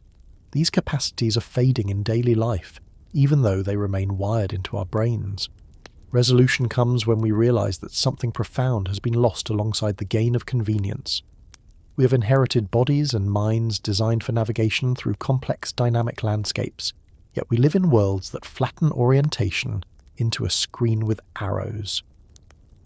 The haunting question is whether this trade is permanent. Have we abandoned forever the richness of internal navigation? Or can it be rekindled through practice, through walking without machines, through re-engagement with the land? The answer is uncertain. What we know is that the compass in our heads has not vanished. It waits, dormant, for us to remember how to use it. Another layer of this decline in our internal compass is cultural. For most of human history, navigation was not just a personal skill, but a shared practice woven into daily life. Children learned to orient themselves by shadow, slope, or vegetation, simply by following their elders. Journeys were not passive. everyone in a group paid attention because attention was survival. Today, by contrast, navigation has become a background task, often delegated to a device or a single driver, while others sit passively. When fewer people engage directly, fewer brains build the rich spatial memory networks that once defined us. Navigation has gone from a collective experience to an outsourced service, and with that shift, whole layers of awareness have thinned. Urban environments have added another twist. Streets laid out in grids, illuminated by signage and reinforced by digital overlays, reduce the cognitive demand of wayfinding. While this makes cities efficient, it also removes the very complexity that once sharpened human spatial sense. Compare this to the tangled paths of a rainforest, or the shifting dunes of a desert, where every step required recalibration. Our modern landscapes are designed for predictability, and in that predictability the brain relaxes. The hippocampus thrives on challenge, but when the world offers little navigational puzzle to solve, it idles. There is also evidence that the shrinking of our navigational habits has consequences beyond simply getting lost. Spatial memory is deeply linked to broader forms of memory and even imagination. When people exercise their internal mapping skills, they engage networks in the brain that support planning, storytelling, and the ability to picture scenarios not yet real. In other words, losing the habit of wayfinding may also dull our capacity to think flexibly about the future. The decline of navigation is not only about the loss of a compass, it may touch the very way we envision possibility. Yet we should be cautious not to frame this only as decline. Humans are adaptable, and the brain remains plastic. Studies have shown that people who deliberately re-engage with navigation, by exploring new places without GPS, by hiking with attention to terrain, or by training in orienteering, can regain skill and even increase hippocampal function. This suggests that the compass within us is not broken but neglected, waiting to be exercised again. The question is whether we will choose to make that effort in a world that rarely demands it. There is also an ethical dimension here. As navigation has shifted to technology, it has concentrated trust into invisible systems, satellites, algorithms, and corporate software. To depend entirely on these is to make ourselves vulnerable in ways our ancestors never were.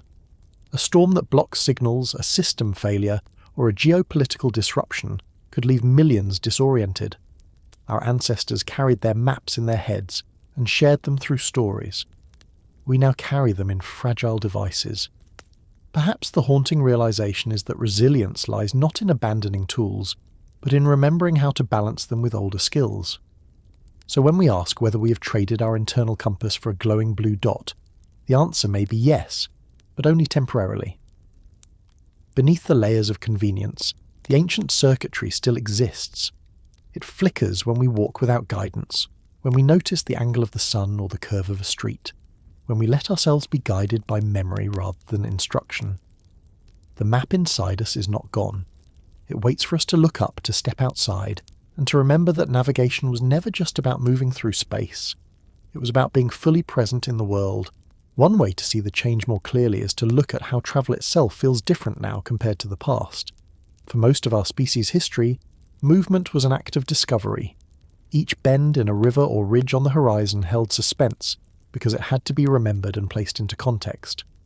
Even routine journeys contained micro-moments of attention. A landmark spotted, a shortcut considered, a path corrected. In contrast, much of modern travel has become passive. Whether by car, train or plane, the act of getting from one place to another often requires little more than following external instructions. We are transported rather than actively orienting ourselves. This passivity dulls not only skill, but also the relationship between movement and memory. A drive guided entirely by GPS may leave no imprint in our minds at all, while a walk guided by memory creates a lasting cognitive map. The shrinking of our internal compass also affects how we connect emotionally to place. Ancient navigation required intimacy with the environment, and that intimacy often led to attachment. A rock, a tree, or a stream might hold significance because it had guided people safely before. In modern contexts, we tend to interact with environments through abstract representations, icons on a screen, lists of directions, rather than through lived familiarity. This distances us from the land itself. We know where something is, but but not what it feels like to move toward it. The result is a thinner sense of belonging, a detachment from geography that previous generations could not have imagined. There is also a generational element to this story. Children today are less likely to explore freely outdoors, less likely to memorize neighborhoods by wandering, and less likely to cultivate the mental habits of orientation. Instead, they are guided point by point, monitored by digital tools, and often discouraged from straying into the kind of uncertainty that once built spatial resilience. This is not a criticism, but a recognition of how cultural choices shape cognitive growth. If earlier generations carried the wilderness in their heads, many of us now carry only fragments of the city, and yet glimpses of the old capacities still surface. People often recall how vividly they remember the layout of a childhood home or a familiar forest trail even decades later. These deep imprints suggest that when given the chance, our brains still build strong cognitive maps. The haunting question, then, is not whether we are capable, but whether we allow ourselves the conditions to practice. The internal compass is not gone. It is simply buried under habits of convenience. The challenge is whether we will uncover it again, not because we need to in order to survive, but because it connects us more deeply to the world we move through. If ancient humans could cross continents without maps, what excuse do we have for feeling lost today? It is an unsettling question, because it forces us to measure ourselves not against machines, but against the memory of our own species. For tens of thousands of years, people moved through a world without roads, without compasses, without satellites. They crossed mountains and deserts, rivers and oceans, carrying in their minds the only maps that existed. They did not have the privilege of convenience, but they had the resilience of attention, the intimacy of living with land. To them, disorientation was not a passing frustration. It could mean death. And yet they endured, not by luck, but by cultivating a skill that defined their relationship with the earth. The reveal is that navigation was never just about movement. It was about identity. To know where you were was to know who you were, what group you belonged to, which territories you could traverse, which stories and memories tied you to the land. Orientation anchored not only bodies but minds. The line between geography and memory was blurred, because the land itself carried the history of people and the continuity of culture. Losing direction did not simply mean being physically adrift. It meant severing connection with meaning. As we reflect, it becomes clear that lostness today feels different. We rarely die from taking the wrong turn. Instead, we experience a subtler, more existential disorientation. Surrounded by digital maps and constant signals, we still sometimes feel that we do not know where we are. The old skills that once gave us confidence in our place have weakened, and with them a sense of belonging. We may know our coordinates, but that is not the same as knowing the ground beneath our feet, or the history it holds, or the patterns that link us to it. Perhaps this is why the metaphor of being lost remains so powerful. It points not to geography, but to identity, to the fear that we no longer inhabit the world in the same rooted way. The information we have suggests that orientation is a universal human drive. Even infants respond to spatial cues. Even in dreams, we construct landscapes. The desire to know where we are is woven into our minds as deeply as the desire to eat or sleep. To forget how to orient is to forget something about ourselves. When we look back at the long arc of human history, we see not just migrations and maps, but a record of constant striving to connect body, memory, and place. Every journey was both a path through the land and a rehearsal of what it meant to be human. The resolution may not be comforting, but it is clarifying. We are still capable of finding our way, not just across landscapes, but back into awareness of them. The haunting question is whether we choose to practice that capacity, or whether we allow it to fade into disuse. If those who came before us could cross continents guided only by memory, what excuse do we have for failing to look up from our screens, to notice the sky, the slope, the smell of the air, and to know again where we are? There is also the question of what it means to be found. For our ancestors, being found was rarely about a fixed point on a map. It was about being inside a web of relationships. You were found when you could name the river bend where fish spawned, when you could recall the ridgeline that led to shelter, when you knew which tree marked the boundary of another group's range. To be located was to be connected. Today, when we say we are found, it usually means that a device has placed us at a set of coordinates. Yet those numbers tell us little about meaning. They cannot explain why a place matters, who walked there before us, or how it fits into a story larger than ourselves. Perhaps this is why we can feel both digitally located and existentially lost at the same time. We might also ask whether the very idea of progress has hidden a quiet erosion. Technology tells us we can move faster, with less effort and less risk of error. And it is true. No one longs for the dangers of starvation on a miscalculated desert crossing, or the terror of wandering in a blizzard. Yet what has been gained in ease may have been matched by what has been lost in intimacy. To earn a landscape through attention, to recognise the subtle change of light that marks east, or the way a valley funnels wind, is to belong to it in a way that technology cannot replace. The cost of constant efficiency may be estrangement from the very earth we move across. Another dimension of being lost is time itself. Ancient people were not only navigating space but synchronizing with seasons. The right migration had to coincide with the thaw of rivers, the return of herds, the ripening of plants. To lose track of time was to lose track of life's rhythms. Today, our clocks and calendars provide precision down to the second, but they sever us from the cyclical awareness that once anchored existence. We may know the date, but do we know when the first birds migrate, when the moon will be full, or when the soil warms enough to awaken seeds? Being found in time was once inseparable from being found in space. Now we hold one but let the other slip away. And yet not all is gone. People still feel flashes of the old compass when they step into wilderness, when they leave the highway and wander a forest trail, or when they notice how the sunset stretches shadows across familiar streets.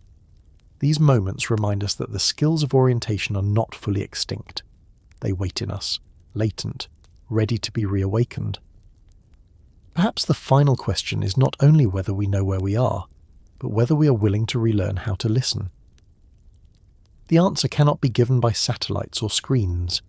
It rests in the ancient habit of attention, the willingness to notice, to remember, and to let the world itself guide us home. To reflect on whether we still know where we are, it helps to notice how we speak about direction in everyday language.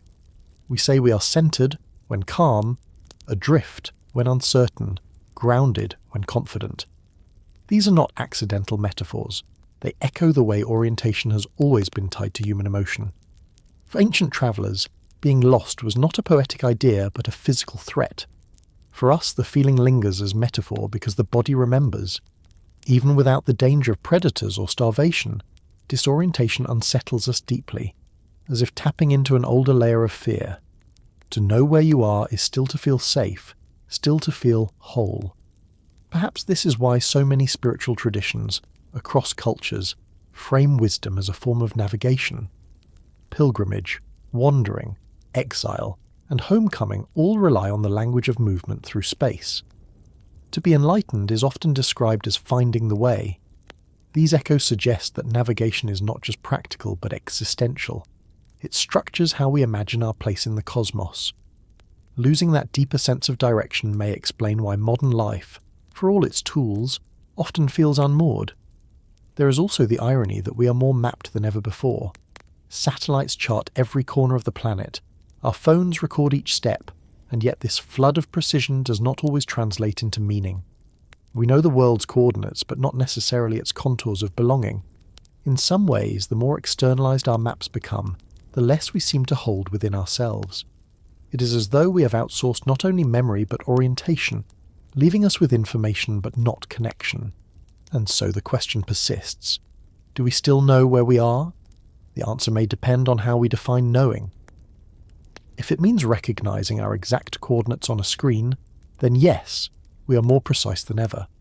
But if it means feeling embedded in the rhythms of place, if it means reading the land as a story and ourselves as characters within it, then perhaps we are less certain than those who came before us. The haunting possibility is that in gaining the world as a map, we may have lost the world as a home. Thank you, fellow sapiens, for wandering this timeline with me, for drifting into deep time, for slowing down and remembering. If this helped you fall asleep, helped you study, or simply helped you step out of the noise for a while, thank you for being here. If you think more people should know this story, you know what to do.